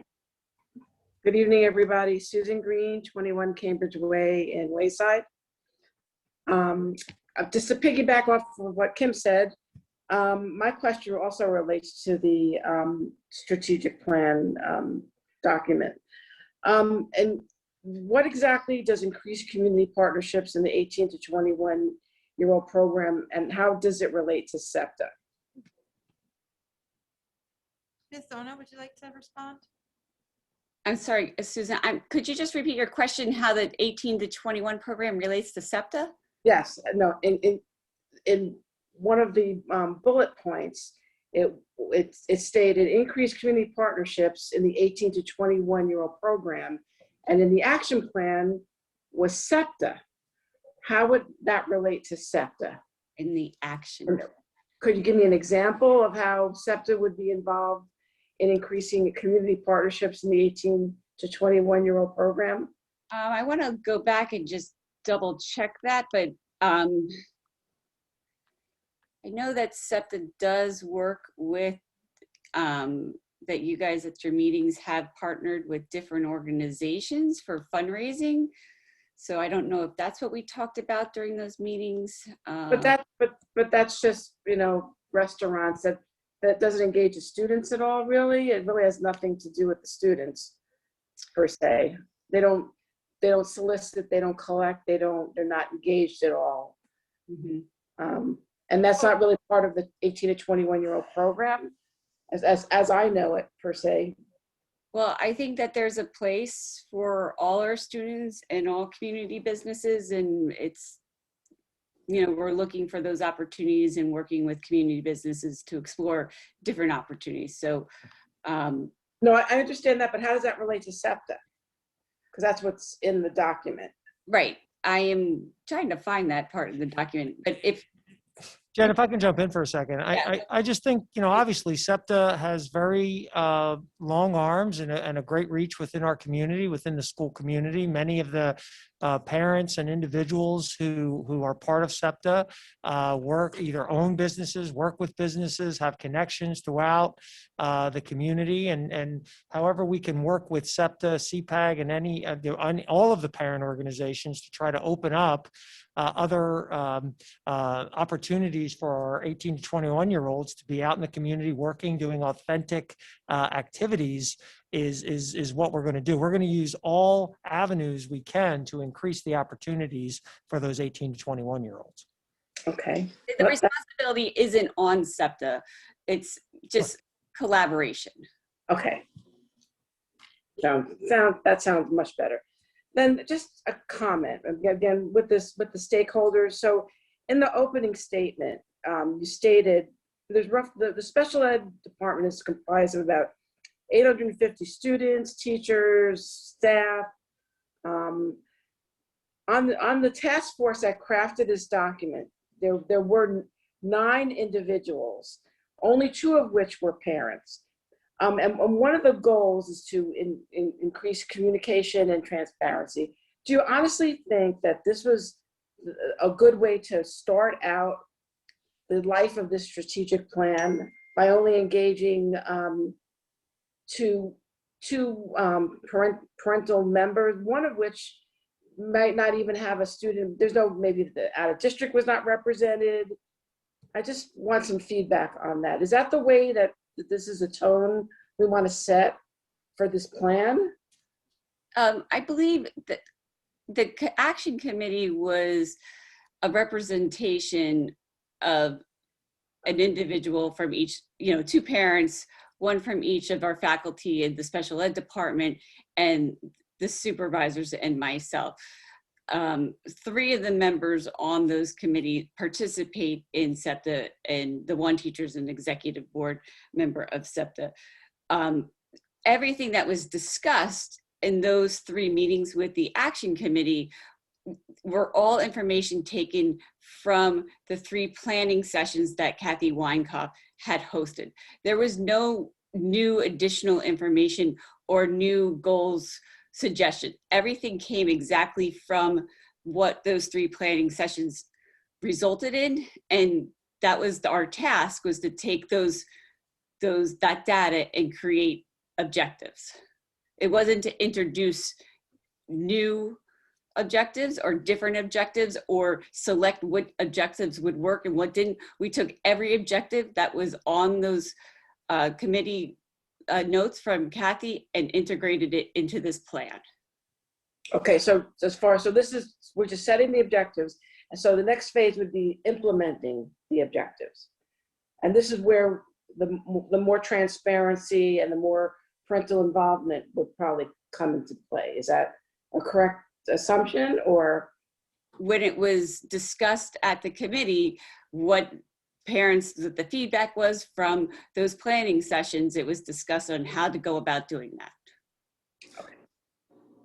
Thank you. And if I may too, I mean, once again, everyone had access to the 3 meetings where input was put into how this plan was developed. Anyone in the district could have participated. That's not necessarily true, because and if I may, Susan, excuse me, if I may, and also typically the action plan development process is purely an administrative function. We've said this throughout the process. It is purely an administrative function. Typically, when we wrote the district strategic plan, the administrative team alone who came up with the action plans, we specifically opened up that process to a committee of stakeholders in these 2 instances so that we could engage more people in that process. So I think that's, and we've stated that multiple times now. So I think that we're very sorry that some people who wanted to be on the committee didn't get to be on the committee, but I think you have certainly a document that is representative of many people's opportunities and thoughts and contributions to the process. Okay, thank you. Thank you, Ms. Green. Ms. Conway? Yes, we have one more commenter by the name of Pam Gutman. Thank you. Go ahead. Hi, can you hear me? Yes, we can. Hi, my name's Pam Gutman. I live at 14 Brandywine Road in Wayside. I have a couple of questions. First, relating to the K through 8. Do the teachers have individual Zoom links for each home remote child, or is it one Zoom link per class? It's my belief it's a classroom Zoom, but teachers may set it up differently depending on their situation, but typically it's classroom Zoom. And then they might do breakouts within it and things like that. Right. So it's is it the breakouts that cause the most problems if students are home for a day? Well, there's a couple things. It might depend on what the teachers have planned for that day, if they've set up breakouts. But once again, like if you have a classroom where a teacher doesn't have any Zoom kids at all, they may not have set up their Zoom for that day. So when they're getting word last second that their child is now home, there's multiple areas where it creates very significant challenges for the teachers. And I don't discount that at all. I guess my concern is what happens if all of a sudden, like Homedale, like Tinton Falls, like Little Silver, we have to pivot to all remote on a dime. How are we going to make that jump seamlessly if we don't, the in school, and again, my kids are home and in high school. So but these are the questions that I had just listening to everything. How are we going to make that pivot when it seems like it's a problem to pivot with a few students? You know what I mean? Yeah, I mean, it's certainly a fair question. I think that, obviously if we're forced into that situation because of health reasons, then, that creates a little bit of a different scenario. And obviously we're going to engage all students remotely that next day, and teachers will do it as they've done throughout the year. I mean, we haven't had to pivot for a while in most schools this calendar year, which we're very thankful for, but they've done it, I think, very well up to that point. But obviously, every time we do it, in the beginning, it's difficult. It's difficult for the teachers, and what they would have normally done, say that next day, is probably not what they've necessarily been able to do. In some cases, I remember at the middle school, I think we were able to tell a lot of our teachers before the end of the day, or maybe right toward the end of the day, that we anticipated that we were going to have to pivot. So grab your materials, grab your resources, and then I think we worked to get kids in that I think that was a Friday, if I'm remembering correctly, back in January. And then I think on Monday and Tuesday we allowed parents to come and pick up materials and things like that. It definitely impacted instruction those first couple of days. And then until we knew that all the kids had the things they need. Anytime we do something like that, it's there is a transitionary time. But I think that, like I said, us giving a teacher a day to plan for the students is not an unreasonable thing. And if a student isn't feeling well, then let them take that day to hopefully get themselves back into a good place of health. Oh, I agree with that 100%. My other question or comment would be, I just hope we're not encouraging, and I don't mean encouraging that you're encouraging it, but parents to not keep their children home, because allergies and COVID have some similar symptoms, and it's allergy season now. So I really hope that, and not only that, if you're keeping a kid home for questionable COVID symptoms, that parent really shouldn't be coming into the school to pick anything up. Well, we don't have them come into the school. We would typically do a drop-off table where parents would pick some things up outside, things like that. Okay. Yeah. And then I guess my other question is, so I got something from another nurse practitioner at work the other day, and it said, if you agree to a job in exchange for pay and benefits, which includes PTO, sick time, personal time, it's a benefit.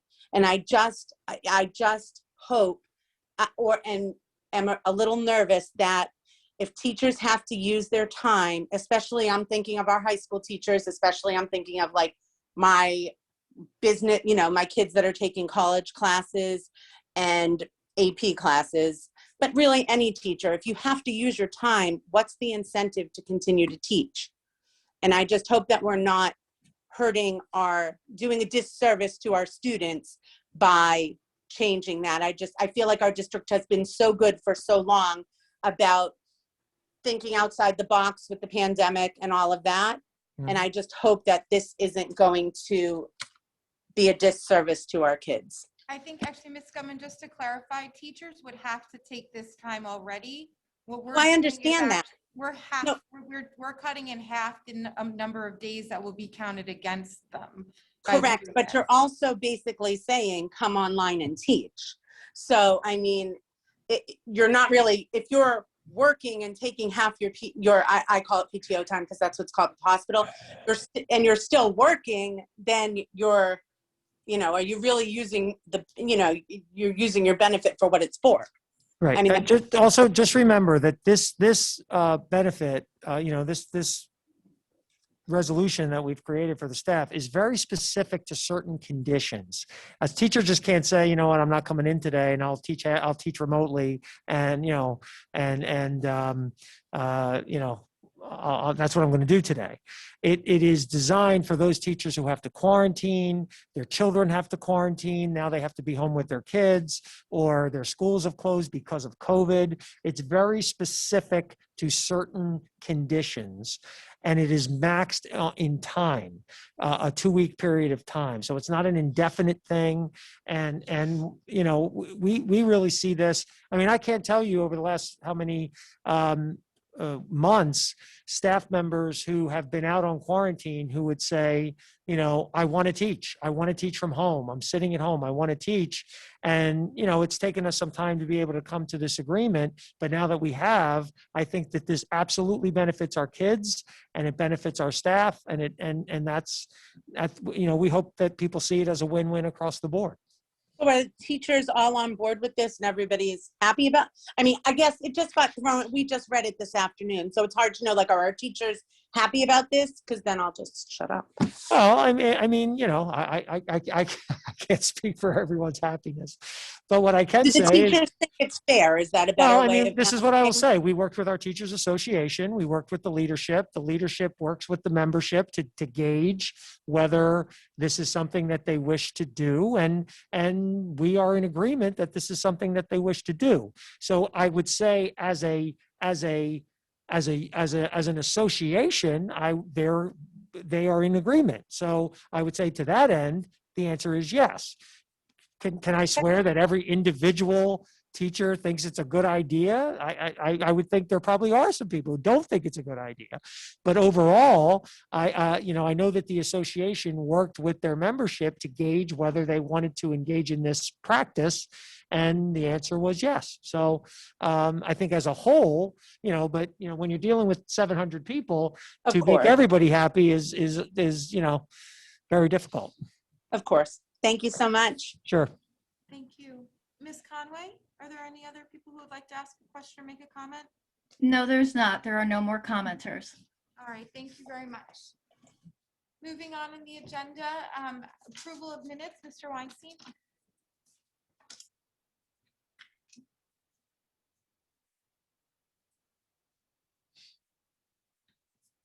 Mr. Weinstein, for approval of the minutes, please. Yep. Sorry about great. that. Sorry. No. I was on mute.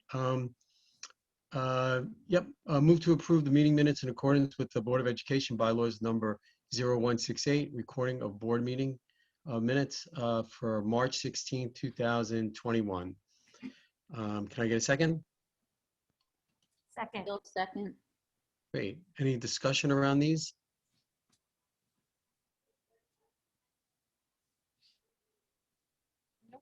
Okay, Ken. Okay, all in favor? Aye. Aye. Aye. Anyone opposed? Any abstentions? Motion carries. Thank you, Madam President. Thank you, Mr. Weinstein. Financial management and resource services, Ms. Tortorello. Thank you. 8.1, 2021-2022 tentative school district budget. Move to approve the following 21-22 tentative school district budget for submission to the county superintendent for review as per the below. You can scroll. Thank you. And 8.2, Board of Education and Administration will continue budget discussions for the 21-22 school year budget. I'll second. On the. 8.1. So we have a, 8.1. We have a second on 8.1. okay, now discussion. Yeah. Okay, budget. Just to, quick update from last week. There really isn't much of an update. We were hoping, that some other things would happen. As the board knows, we have a few things that are outstanding, a couple loose ends, one being the learning loss grant. It's about $156,000 that we were hoping to get some kind of a word on that by this week. We do know the ESSER funds, the ESSER 2 funds. If you remember these, that's about the $1.5 million that we have received now the application for that funding. It is an allocation, so it's not a competitive grant. So we're confirmed now that that money will be coming to us. So we have to, go through that process of that's due by May 14th, I believe. So we have to go through that process of applying for those funds to receive that allocation. And then last but not least, we have the, I believe it's the American Recovery Act, some federal monies that have been passed, but we have not, we do know that there's some allocations for schools, but what that exactly means as it goes through the state and out to the individual school districts, we do not know yet. So those are really the three big pieces that that we're looking at or waiting for, and loose ends that we hope to have more information on before our April 27th public hearing on the budget. So what we have before us tonight, and I'll go a little bit more into detail, but what we have before us tonight is the tentative budget that's on the agenda, which we've talked about now for the past many meetings, I think. And so what we're looking to do is this is the vote on the tentative budget. And I think the administrative recommendation is, because of these loose ends that we still have out there, is to leave the budget where it is now at this point, which, if you remember from last week, we were at that 2%. And I'll go into a little bit more detail in a second on that as far as the tax implications. But to leave the budget at the 2%, the tentative budget, and submit it to the county office. The county office then reviews the budget. They give us feedback on anything that may need to be changed. At that point, then, after approval from the county office, it's then advertised and publicized for the April 27th meeting. And then before that meeting, the board can still, in the month of April, make any adjustments to the budget that it feels necessary. I'm sorry, Kev, that second allocation that's due by May 14th, That's we're guaranteed of, what was that again? that's the ESSER 2 funds. That's the That was the bill that was passed at the end of December by Congress. That's not the Biden bill that was just passed. No, that's. We that's haven't the heard third- about that yet. Right, So that's this the is American. this is the second bill. So how do you think that's gonna affect that 2%? Right. Well, I think That's what I I was think gonna that, right, I think really the combination of all three. If we get the learning loss grant, I think there's some priorities in there that we've all talked about, board and administratively, that, and jump in, Jim, if I'm saying anything, Spoken enough.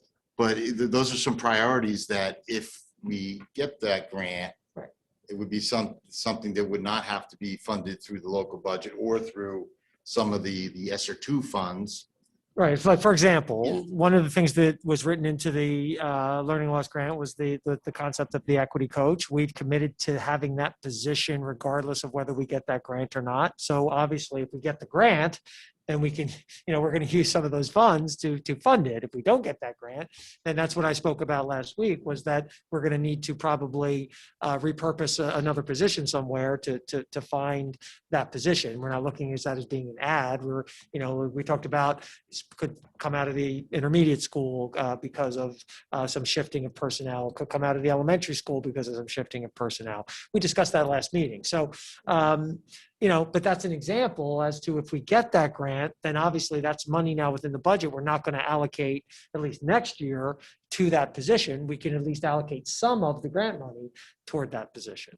So that'll free up some, that could free up some space. within the budget. Right. So I think how we do with these grants, whether we get them, how much money we get from the new American Recovery Act, could either free up some money in the budget or constrain the budget more.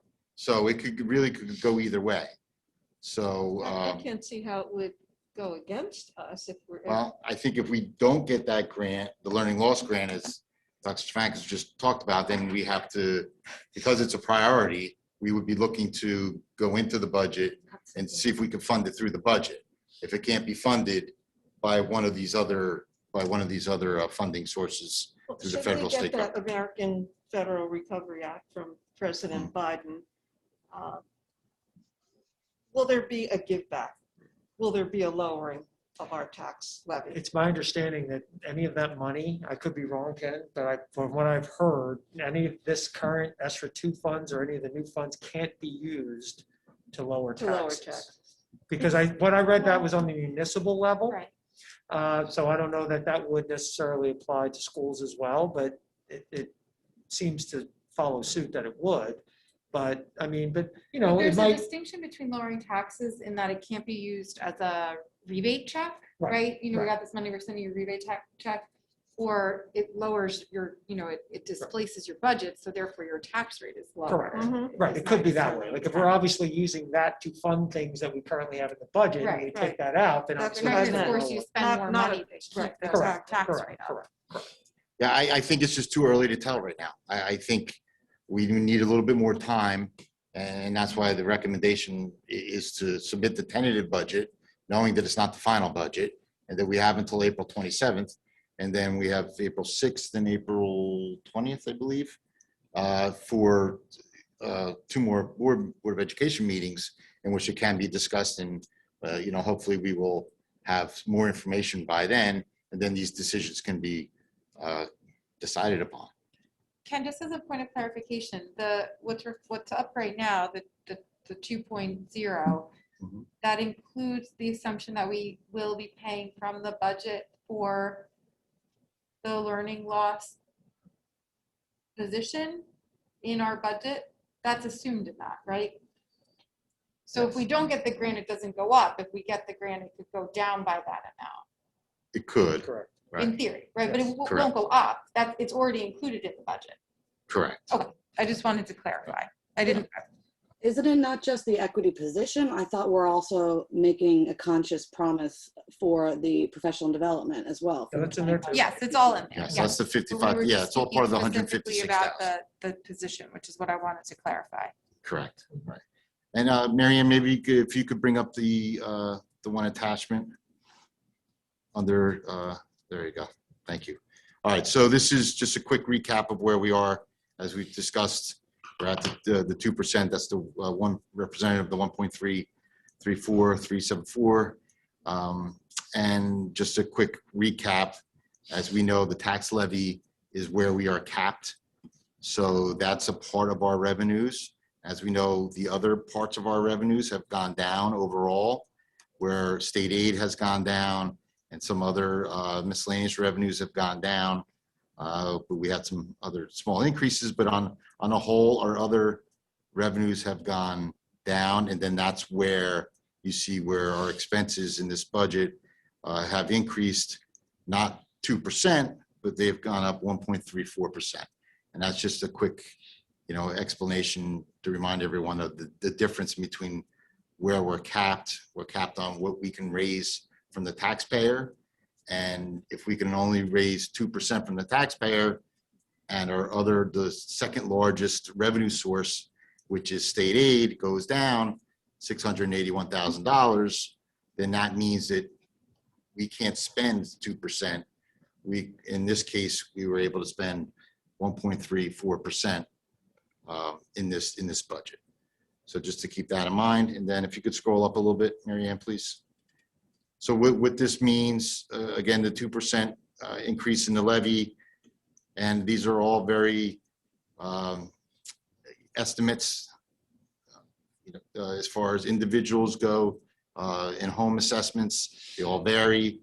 We're not the tax assessor of the town, so these are estimates, and there's some differences between the school year and the tax year. One's a calendar year, the other one is June 30th to July 1. So there are some differences, but based on projections, the average homeowner would see, as you see on the screen there, $9.56 a month, or $114.71 for the year, for that 2%, $1.3 million in additional taxes that would be raised for this budget. Ken, you don't have any idea what number he based that on, the like average home in Ocean? Yeah, it's Still around 5, I think. I mean, they were my calculations, so yeah, it's about 530,000 is the average home.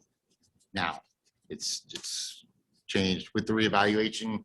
Last couple of years have gone, yeah, so. Yeah, Oh, it used to be 4 something. Yeah. 430. Right. Well, it's a hot real estate market around here these days. Right, and that's why I say with individual homes, you may have gone up, but if you didn't go up as much as everybody else went up, then you're doing better. Some do better, some do worse. So it's, that's why it's an individual thing. Okay, so that's really where we are now. We have the resolution. I'm sorry. I'm sorry, there was one personnel thing I wanted to just discuss. Are you okay? Sure. Okay.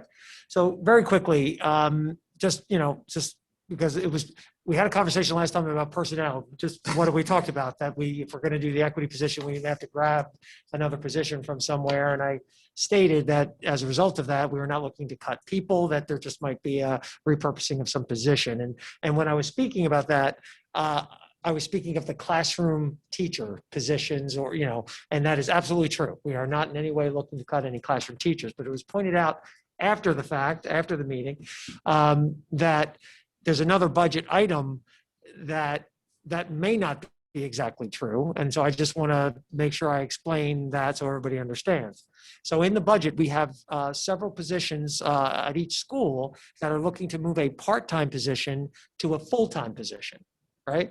At each elementary school. That's a good thing. That's increasing, that's increasing from a part-time to a full-time position with benefits. It's a good thing. But in the process of doing that, obviously, if you take a part-time position and you make it a full-time position, that part-time position is no longer there. That is, the part-time position is being eliminated and it's becoming a full-time position. So the point being is that we don't know who are going to get those full-time positions yet, and it may create a lot of domino effect, and we will make every attempt to keep current employees working in some capacity. But for those positions, we cannot guarantee that everybody who is currently working in a part-time position might still be working. Some of them may get moved to a full-time position, but we can't guarantee, because obviously we don't know how it's going to play out. So I want to make sure everybody understands that so they understand what that means. Obviously, if you take 3 part-time positions, it's not just simply making those part-time people full-time. You're making the position full-time. So people will have to apply for that? People will have to apply for those positions because the position is changing. It's an interventionist position that it's becoming. So people will apply for those positions. And that's what I mean. Post it? We post the position. We've done this each year when we've created these positions. So we post it, and not always internal, but we get a lot of internal candidates. And that's what I mean. So we will make every attempt, depending on what the domino effect is of who gets positions, to make sure that everybody comes out of this, hopefully with a position, but we can't guarantee it. So I just want to make sure that I state that when I spoke. Go ahead, I'm Is it sorry. a change in the number of positions, or you're just saying that people who are currently in those positions may no longer have a position? We're actually increasing the number of positions that exist within the district, and from something going from a part-time, what's called an FTE or full-time equivalent, to a full-time full-time, to a full-time person. We're actually increasing the personnel within the district. But naturally, when you increase to one, you eliminate the other, and the position is changing. So people will apply for those positions. If some person gets that may open up another position within the district. And then, like I said, there's domino effects. And it's our hope, obviously, that we can try to accommodate everyone, but we can't guarantee that. And I just want to make sure, when I spoke last week about no one being cut or no one losing a position, I was speaking specifically about an elementary job or classroom teacher job as a result of the equity coach ad. That holds, that stands true, but I don't want people to think that that's an overall, like this could mean that a current part-time person doesn't have a position next year because we've elevated it to Those full-time. part-time people would not be given consideration for the job that they're doing now? They would be given consideration, but the other people could be given consideration as well based on the changing nature of the role and who's best for the job. So would they be given consideration? Of course they would. But once again, it's not a guarantee. So I just want to make sure that the board understands that before voting for the tentative budget, that, we come back 6 months when somebody, loses their part-time position and said, you said the two different things. So I just want to make sure it's clear. This is a good thing that we're making these positions full-time, but in that process, it might mean that we just don't have a space for everyone because, for example, there's some people who want to work part-time. They don't want full-time. And there's also seniority that has to be taken into consideration. So in that process, that may occur, even though we try very hard and we've been very good about not letting, if positions go, we've been very good about not letting people go. We've had a great track record on that, but I can't say that I can promise it in this particular instance. Okay. Am I right looking at the spreadsheet that this is 4 positions that are being converted? I thought it was a 4, or I thought it was 3. Janice, can you speak in the microphone more? Sorry. Four. 2. 4 people, 4 positions. 4 positions. I'm sorry. Yeah, 4 Counting positions. Okay. Yep. Sorry, Amy. Yes. No. Thank you. Yes. And like, once again, Yes, we but will is work the to time- accommodate everyone, but just want to make sure everybody understands it's not a guarantee. Okay, any other questions on the budget for now? So as long as it's tentative, because I'm not 100% comfortable with 2%. I probably stand alone on this, but I would like to see it come down a little bit. Me too. But being that it's tentative and it needs to go to the Monmouth County Superintendent. With everything I out there, I wanna just be think it's clear on that. right, exactly. Okay. Yep. And I think we've done that before, where we've lowered it Yeah, between the we the definitely tentative Yes, and the other, okay, you know, all right. we've done that before, so. Yep. With all the unknowns, I think it's just safer Right. right now just to Okay, wait a little bit and go from there. okay. It's just a Sounds tough good. year for everybody. Yeah. Yeah, it's just the uncertainty of everything is difficult and for everybody. And so, we can certainly look at that in the next few weeks. I just, though, as a reminder, for a district that lost $630,000 in state aid, the fact that we're at 2% without major cuts in any way is, I think, a testament to Ken and the work that he's done. And, it's pretty amazing Well, considering what we've had ups and downs, so. But, the feds have helped us, some things have Yeah. helped us Of as course. we've I discussed, mean- but, Right. And it's not anything against Ken, it's just. No. the No. state I of took it as affairs something against that's, Ken, you know, and I think Ken should be offended. Well, we know how hard he works No, I and the understand job that. that he does, but it's tough out there for a lot of people. And I speak to quite a few of them. And Absolutely. it's tough living in Ocean Township, For sure. So anyway, okay, Okay, understood. that makes me feel better. Okay, so this would be for 8.1. Then we had a first and a second. So Ms. Beal, I will recuse myself due to professional reasons. Skillman, Yes. Ms. Hayes, Just to clarify, this is a move to send this to the county? The this is tentative- to approve the This would tentative be the budget tentative to budget. submit to the county. Yes, it's not the final budget. Will be voted on April 27th at the public hearing. Yes, I say yes. Ms. McGovern, Yes. Ms. Porlamas, Yes. Ms. Torello, Yes. Mr. Weinstein, Yes. and Ms. Fuller. Yes. And the motion carries. Thank you, Mr. Tortorella. Instruction, education, and student activities, Ms. Gilman? Yes, Mrs. Fuller, there are 4 items for this evening. 9.1, professional development items for staff. Move to approve the attached memorandum dated March 18th, 2021. RE staff professional development activities in accordance with District Policy 6471 and NJAC 6A:23A-7. The attendance at said activities is fiscally prudent and will promote the delivery of instruction and/or will further the efficient operation of the district. Reimbursement for travel and related expenses shall be according to the Department of the Treasury guidelines in NJOMB Circular 06-02 and A-87. 9.2, a settlement agreement and release. Move to approve the following resolution regarding a settlement agreement and release for student 2021, number 1, as listed below. 9.3, discussion of the Wellness Committee update. Board of Education liaisons will give a Wellness Committee update as attached. 9.4, discussion of partnership agreement with Monmouth University. The Board of Education and Administration will discuss a partnership agreement between Monmouth University and the Board and the Township of Ocean School District for the period of 2020-2021 through 2025-2026 school years. The purpose of the agreement is for the 2 parties to work collaboratively to improve teaching and learning for township students and novice teachers, counselors, and leaders enrolled in Monmouth University School of Education programs. Copy of the cover letter dated February 23rd, 2021, and agreement are attached. Any discussion, Dr. Stefanowicz? Okay. Professional development is AP conference for the summer for one of our teachers. Settlement agreement we've discussed. Amy, I'll do the Monmouth, and if you want to do the wellness update after that.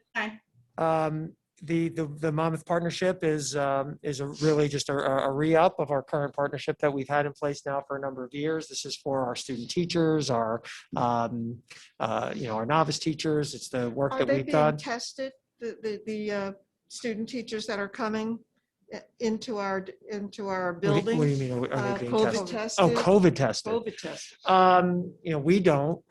We don't COVID test them. I mean, that's not something we do. I don't think that we don't make that a requirement. I will say this year we have far fewer coming in than have come in the past. But If we board approve them to participate with us, though, they do complete the health check, the daily health check. yeah, correct, every day. Right.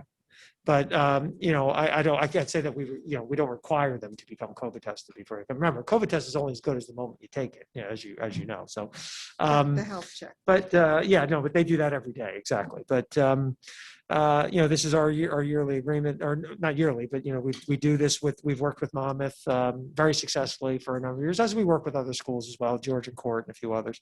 But our partnership with Monmouth has been longstanding and very productive, and I think for both organizations, and they're our neighbors, and we do a lot of good work together. So we would recommend re-upping that.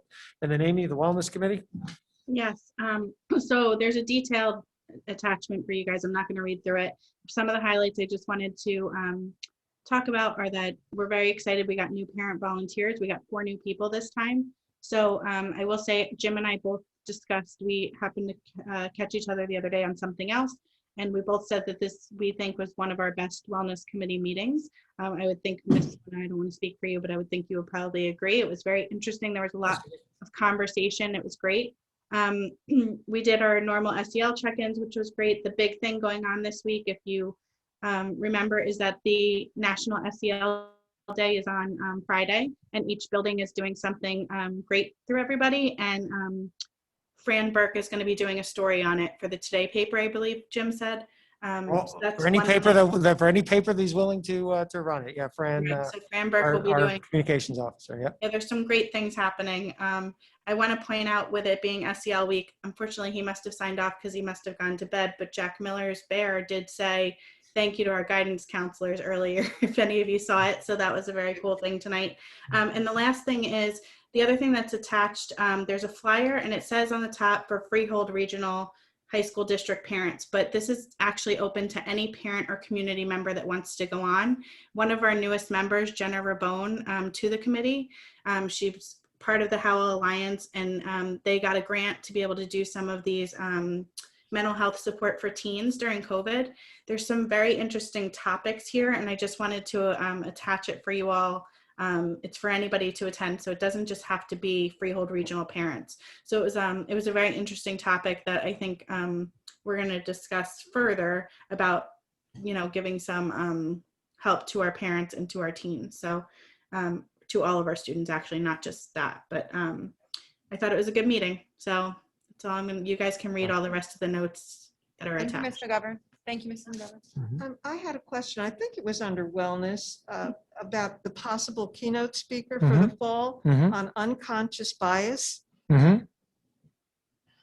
think we've discussed this in the past, but I just think that it sets a negative tone for the beginning of the school year. Oh, It no. just seems like a burden to staff members to have to wonder. Bias is certainly a relevant topic that needs to be addressed, but the unconscious bias, I think it might be better to start the year, especially after this year, and who knows what next fall is going to bring, with a lighter, more social, emotionally uplifting keynote speaker for the staff members rather than unconscious bias. Well, we're still working on the exact topic, but I can tell you, Dr. Ellie Michael, who is from University of Penn, she is outstanding.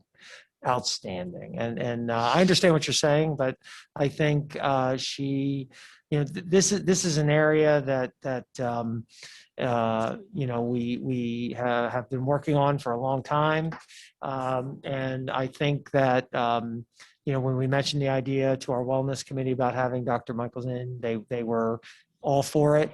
This is coming through the wellness committee saying this. I will say that they brought her, they had listened to her at one of their consortium meetings, Yeah. Ms. Gilman, and they thought that she was excellent, and they had brought, I think it was Karen that brought it to us, that was telling us how amazing she was and how some of the things that she spoke about and some of the literature that she gave to these staff members was very eye-opening and interesting, and they thought that our staff would really benefit from it.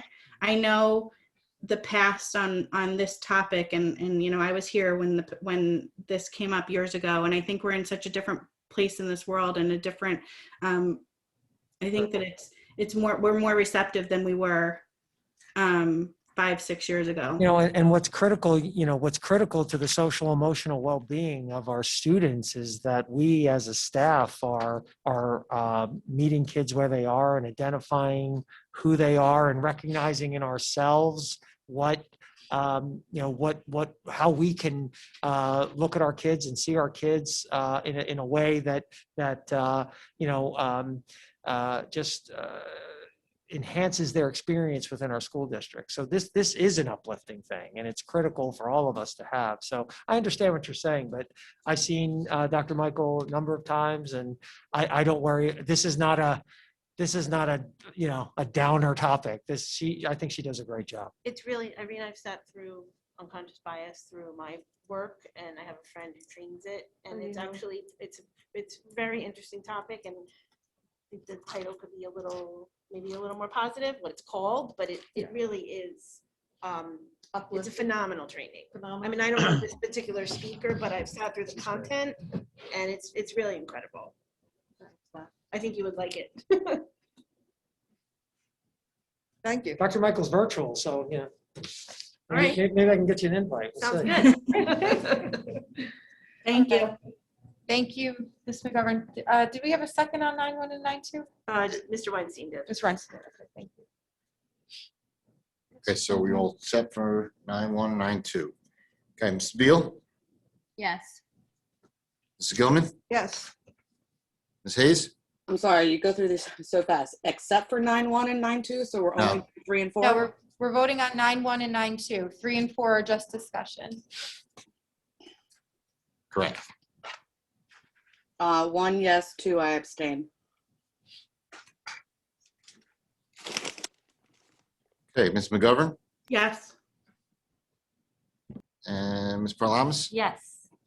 Ms. Tortorella? Yes. Mr. Weinstein? Yes.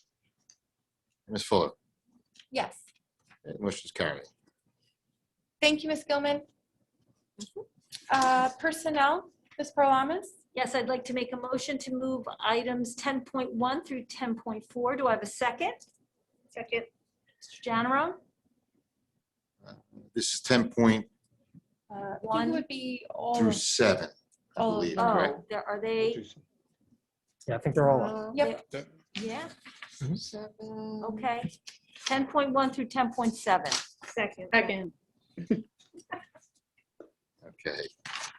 All right, Mrs. Beal, Oh, it is. Yes. this is 10.1 through 10.7. Yep. Ms. Yeah. Gilman, Yes. Ms. Hayes? Sorry, I had to unmute. Everything for 10.6, yes, 10.7, no. So, okay.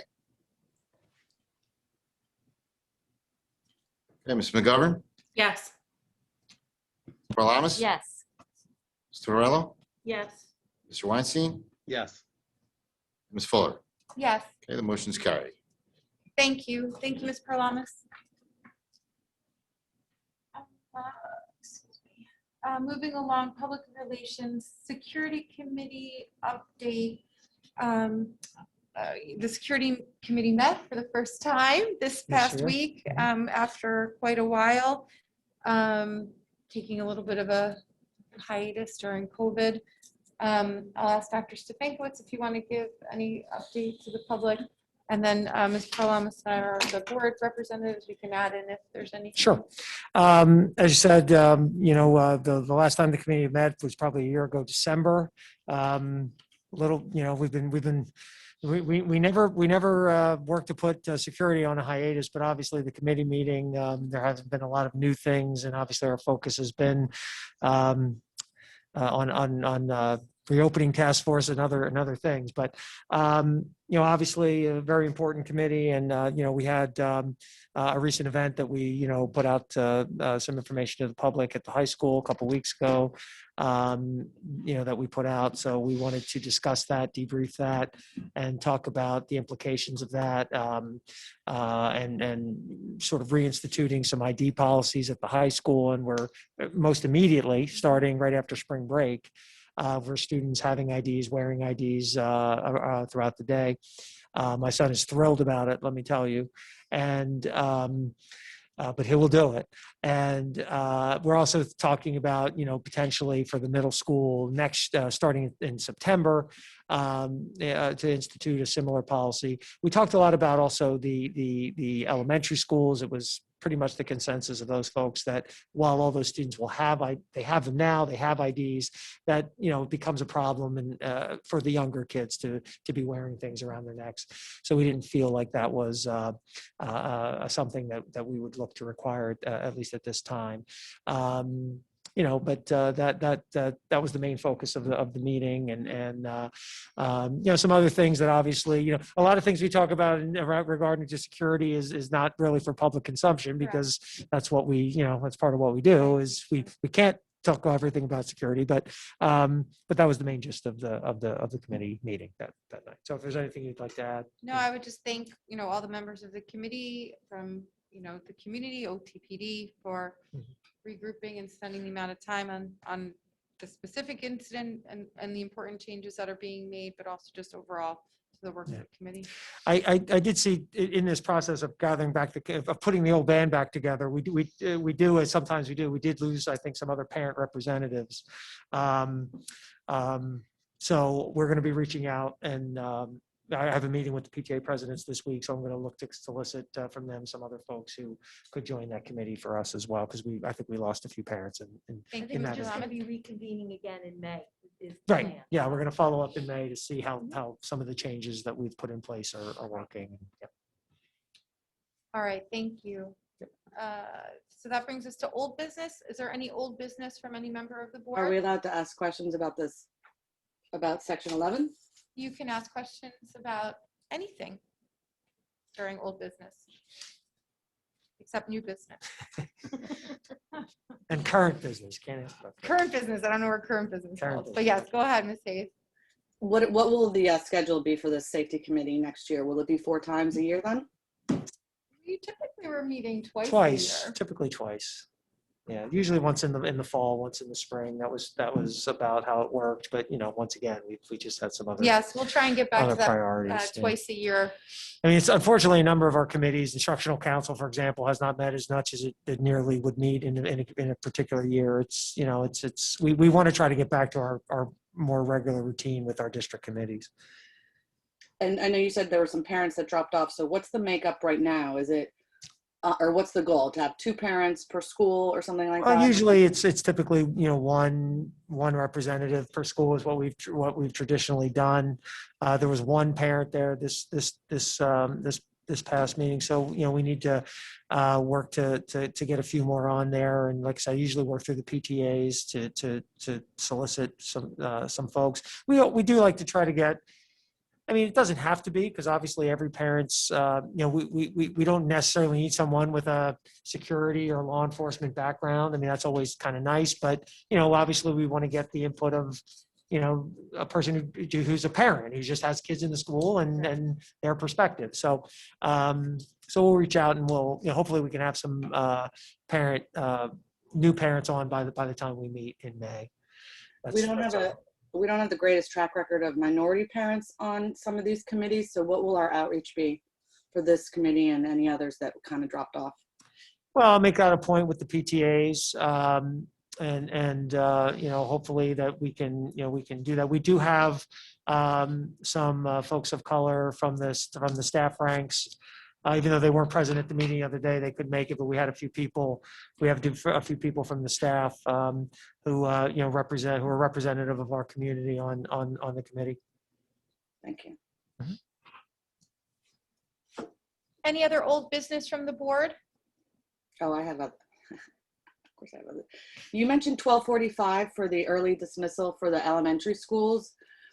Is there not a requirement for a 1 p.m. for state to be a full day? No, it's a 4-hour requirement, 4 hour of instruction. So, the 8:45 to 12:45 would suffice. Typically at the end of the day, like for example, Wayside, they normally do like a little lunch at the end of the day. So backing that out would really not impact the day too much. So we won't run afoul with the state saying you didn't have enough hours. We will not run afoul with the state. And if we miss it by a couple minutes, I'll explain to the state, the predicament that they put us in with 4,000 executive orders. I'm sure they'll understand. Sounds like a plan.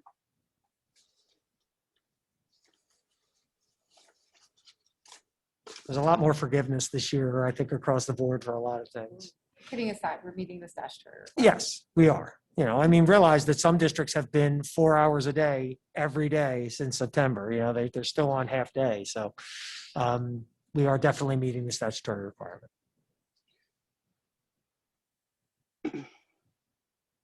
I guess I have new business, so I'll wait.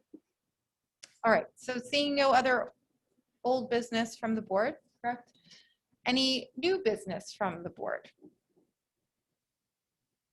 Ms. Hayes. This week we had Power School was down, and I feel like it's the 2nd or 3rd time in this month that it's been down. What's going on with our vendor? Do we know what the issue is? I was going to say. I didn't notice any disruption to Power School. That's news to me. It could. I maybe the other day. I think sometimes it goes down. We're often. Kelly. Yeah. Yes, it was working slowly this week, and it was very frustrating to people who use it all day long.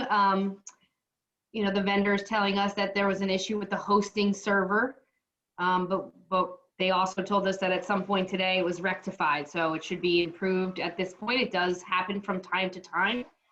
I wouldn't say that it's a regular occurrence, but certainly I communicate with that vendor quite a bit for different reasons, so I can try and get some more information on that as well. I think it was just a simple outage that happens from time to time. Did PowerSchool get to you, Kelly? Did they- Yeah. Choked her up a little bit. Sorry.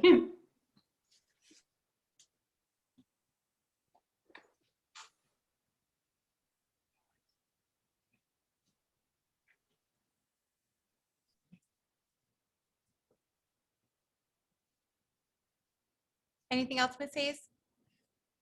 Okay. Any other new business? All right, thank you.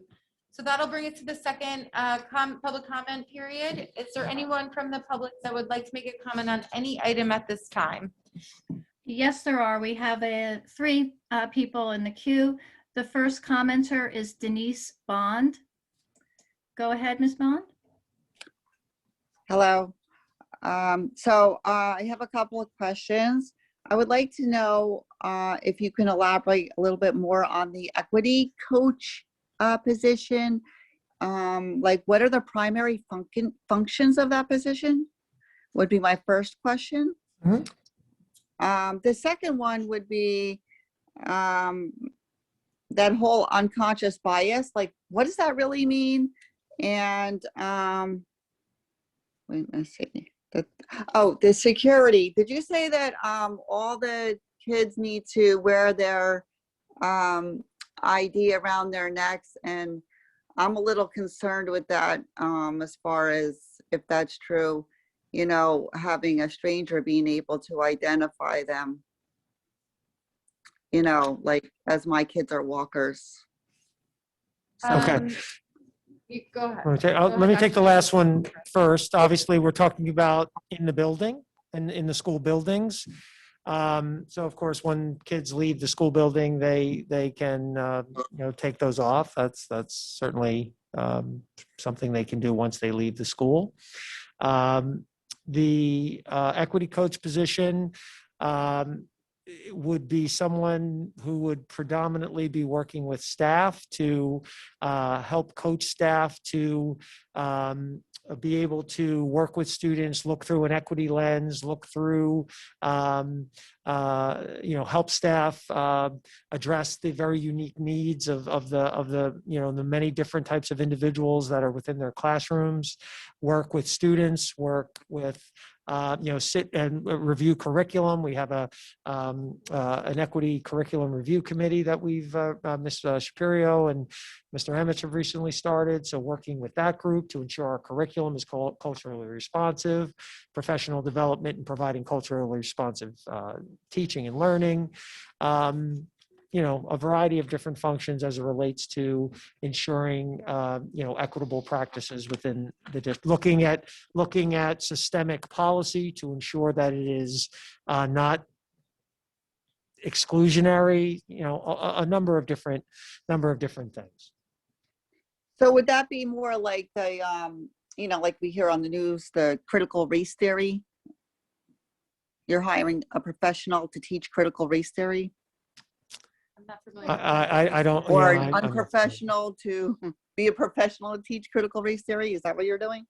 I'm not familiar with that term, so I can't. I mean, speak to I've that, heard the but- term, but I honestly don't know what it means. I'm sorry. But I think we can say that the person who is being brought on potentially to do this training, I don't think it's finalized yet, but has. Yeah, we don't have a something who particular is person yet. For the Something who will be a Well, it's- professional in their field. It sounds like it's an unnecessary position. I think that's something that, parents teach their kids, don't you?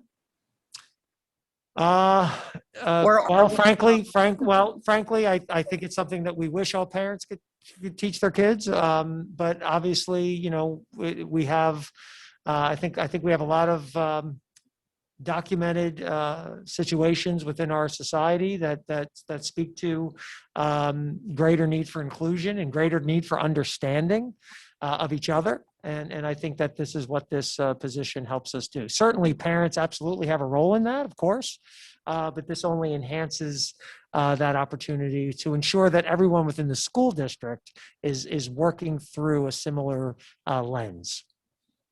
Okay, so would I obviously be able to opt my children out of that type of learning? No, Why not? because it's inherent within our school district, and if your kids are part of our school district, then this is part of what they are going to. I will need to, okay, then that's fine, but I will need to know exactly what is taught, how it's asked to my children at any given time. Well, remember, this isn't about a particular curriculum. What they're taught is what's in our curriculum. It just helps our staff members be able to work and identify with all students. So we have a very diverse environment within our school district, and it helps all of our staff members meet kids where they are and see, be respectful of a variety of cultures. It's not something that is necessarily taught per se. It just it helps our staff members ensure that when they are working with our students, they are working in a way that will ensure that a variety of perspectives are presented, and that individuals' cultures are respected and are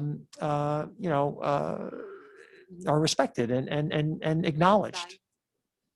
Well, I find that I don't believe that to be true, and I find that that type of teaching is actually teaching to hate each other and more towards that, like white privilege. And if that's the case, then there's a problem, because we are white, we're proud of it, and that's the way it is. I will not look for your application for this position, Mrs. Bond. So Sure thank you you for won't. sharing your position.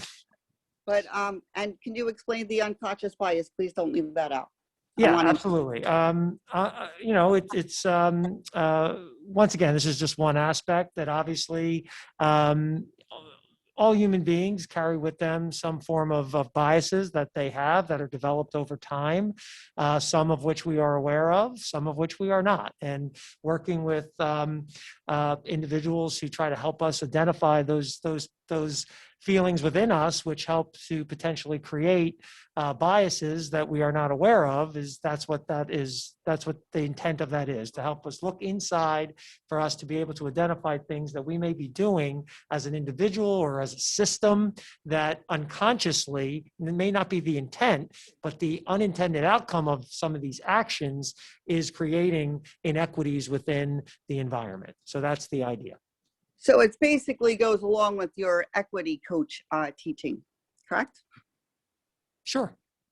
Yeah, that's what I figured. See, that's the whole thing. So if you listen to Ron DeSantis, the Florida governor, you would be able to understand. We are not in Florida. We are here in New Jersey, and while Yeah. we certainly And if will we went to answer Florida, we would have to But quarantine they- upon return. you can certainly ask your questions or make your comments, but I think, I will speak for myself, but probably hold the sentiment of many on the board that we think the diversity of this district is one of our biggest strengths, and anything that we can do to make sure that that is welcomed and recognized and embraced by everyone, we will continue to do so and see that as a strength of our district. Agreed. Pay taxes here and send our children to public school, it does violate our moral, religious, and family beliefs and values. So how would you address that? I am not sure how, embracing the diversity of our district could go against anyone's moral values, but that's something that you'll have to determine for yourself, although we do not, as Dr. Stivic has said, it's not a la carte learning. You can't simply opt out of something like that. But we appreciate your comments, Ms. Bond. Well, you will be hearing further from others. All right, thank you, Ms. Bond. Have a good evening. Ms. Conway, is there anyone else? Yes, next would be Mike Riley, and he would like to please address the sick day options. Thank you, Mr. Riley. Hi, everybody. Hi. Can you hear me okay? Yes, we can. Thank you. Because history of mic trouble, Yes. that's all. Right. Okay, real quick. This has been, as you know only too well, an extremely difficult year. So when someone asked earlier, are we happy with the sick day plans that are being offered? The reality is no, but they're the best option in a bad situation. Is really the only way I could put it into language. When FFCRA went away, we ran into a situation where we had a number of staff members having to quarantine for all kinds of various reasons and just burn their sick days like wildfire. And as a result, and Jim and I have been speaking about this for weeks at this point, we were aware that many staff members, well, I don't know about many, but certainly a number, were literally running towards the end of their sick days. And would they have to go to quarantine again, they would not have enough sick days to do this. So we were discussing a few options. The half-day option, which we spoke about here, is just basically, first, these options are really more, directed towards those staff members who have very few sick days left. Those that still have a number in their bank don't have to take advantage of these. They can use their own sick days, send in a lesson plan like a normal sick day, and that would be that. But these options are designed to help people conserve the number of sick days they have left in the half-day bank, where you work your classroom days, periods, and instead of a full day, you're charged for a half day instead. Now, the next one is really directed more towards those that have no sick days and can't use the half-day option at all. And this was my biggest concern that we, Jim and I spoke about. If I can't take a half sick day, then what am I supposed to do? If I don't have any sick days at all, then I'm sitting at home because I can't work and I can't get paid either. So if I have to quarantine, I'm looking at probably a week and a half, possibly the full week, without being paid. So the option there we came up with was, if that staff member was willing to pay for the substitute, then they could work and then take in the remainder of their salary. They would still be paid, but they would have to offer up the salary for the substitute. Again, neither option being great options, but when you have no other options, that's pretty much where you are. That's where you end up. So these are only for this year. They expire in June. And hopefully we don't have to worry about this again next year, because everything magically becomes perfectly fine. And, then we're going to be back to normal, or whatever next year's normal is going to be. Couldn't agree with you more, Mike. I do have one question though. I just wanted to address that and kind of clear that up. No, I just to be appreciate sure. that. Thank you, Mr. Riley. Thank you. We have some concern about the weekly reports and how they're created, the numbers that are being listed for each building. Both as a parent of a senior and a staff member in the buildings, I'm just curious as to how the numbers are generated and then reported at the end of each week, because it doesn't always seem like the numbers are accurate. Which weekly, you're talking about on the dashboard, Mike, on the website? Yes, the report of how many COVID cases we have. Yeah, those come directly from our nurses and our administrators to me, and I then I try to do it daily. Sometimes I might miss a day and it's every other day because I don't do it weekly. I tend to do it, try to do it every day. I think the last one was Monday. But that's coming directly from our nurses and our administrators to our building principals to me, and then I update it with the help of Miss Conway. I should say Miss Conway updates it when I tell her what the numbers are. Are those reported as cases within the district, or are those just full on? We have staff members who are quarantining because of out of district. Those are confirmed positive cases. Those are anyone who is either a student, staff member, contracted worker, anyone who had interaction within the school. community, even all remote kids, we report, even though they're not in school. That's where all that, that's anyone. And then the active cases, because there's two, we have the total and then we have the active. The active represents any cases that we heard of within the last 14 days. So as sometimes things come off, so that's a daily thing, right? So on a given day, 2 might come off, but then 1 gets added or 3 gets added. So it might look like a net of 1 add, but 3 got added, but 2 came off from 14 days earlier. You know what I mean? So that's how that's calculated. Okay, great. I hope you all enjoy the break. Hopefully we have some nice weather coming up and we all deserve it. All right, And the other thanks thing very I would much. say, I'm sorry, the other thing I would just add, Mike, and you and I have done this, if there's ever a question about that, I mean, I can't talk about individual cases, who they are, what have you, but, if there's ever an issue, I'm happy to kind of go over it with you. So if that's ever the case. Okay, great. Thank you. All right, thanks, Mike. Thank you, Mr. Riley. Ms. Conway, is there anyone else in the queue? There was, and I'm not sure if she's still with us right now, Batya Van Nostrand. Go ahead if you're still with us. Oh, okay. I'm here.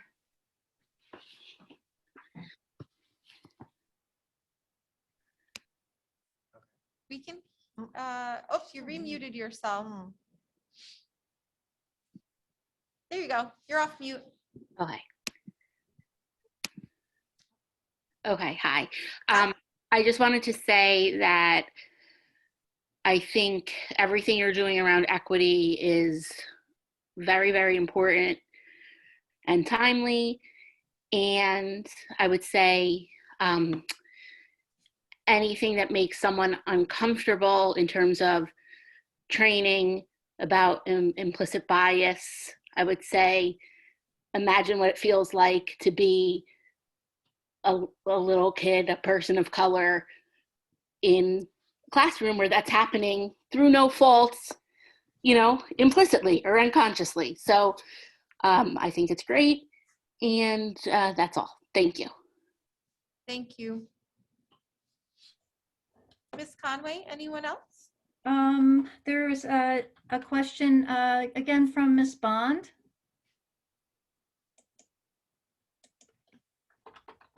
I'd like to just respond to her. I've lost her name. But Ms. Bond, we're not going to have back and forth between members of the public. Ms. Van Nostrand was making a comment. It's not for engagement in conversation. If it's something directed at the board or the administration. Okay, my daughter was discriminated. And No, she- but not her. How's that? Hi. Thank you. Ms. Conway, is that everyone? Yes, that is. There are no more commenters for this evening. I'm sorry, Janice. I'm sorry, I need to interrupt, but I think we, or at least I need to say that I can't sit in a Board of Ed meeting and tolerate somebody saying I'm white and I'm proud. And I will gladly stand up for a lot of things that Ms. Bond has said over the past, or whoever will say that I disagree with. And you have the right to say whatever you want to say. This is a free country, but we have a right to mute your comments. And what she said does not reflect me. I hope not the board. And I'm sorry, but we should condemn what was said earlier tonight. And I'm appalled. And that is why I said that the diversity of our district is among our greatest strengths, and all of us here on the board embrace it, which is why we fund these positions, why we support the administration's efforts. And as you can tell, no one is supporting what Ms. Bond said, and I think all of us recognize that that sentiment is not the sentiment of our district. Appreciate it. And Ms. Well said, Fuller, well may said, I- Janice, May I well said. clarify? Yes, Ms. Gilman. Because I asked Dr. Stefankowitz about the unconscious bias does not in any way mean that I don't support it. But years ago, when we had the discussion, I think it applied more to the literature. And I think my defense back then was that so much of the literature that we had in our department was meant to point out any instances of social injustice and inequity. And I know that our department always did an incredible job of addressing cases of bias. And today it is most certainly a timely topic that I agree with completely. And I do condemn those remarks that were made as well and support my fellow board member, Mrs. Beal. And I do have a comment as well. In the words of Coco Chanel, keep your heels, your head, and your standards high. And with that, thank you, Ms. Beal. I appreciate that. All right. Thank you, everyone, for joining us this evening. Can I have a motion to adjourn the meeting? I motion that we adjourn. And I second. And I second. Adjourned. Can't second your own motion. So cute.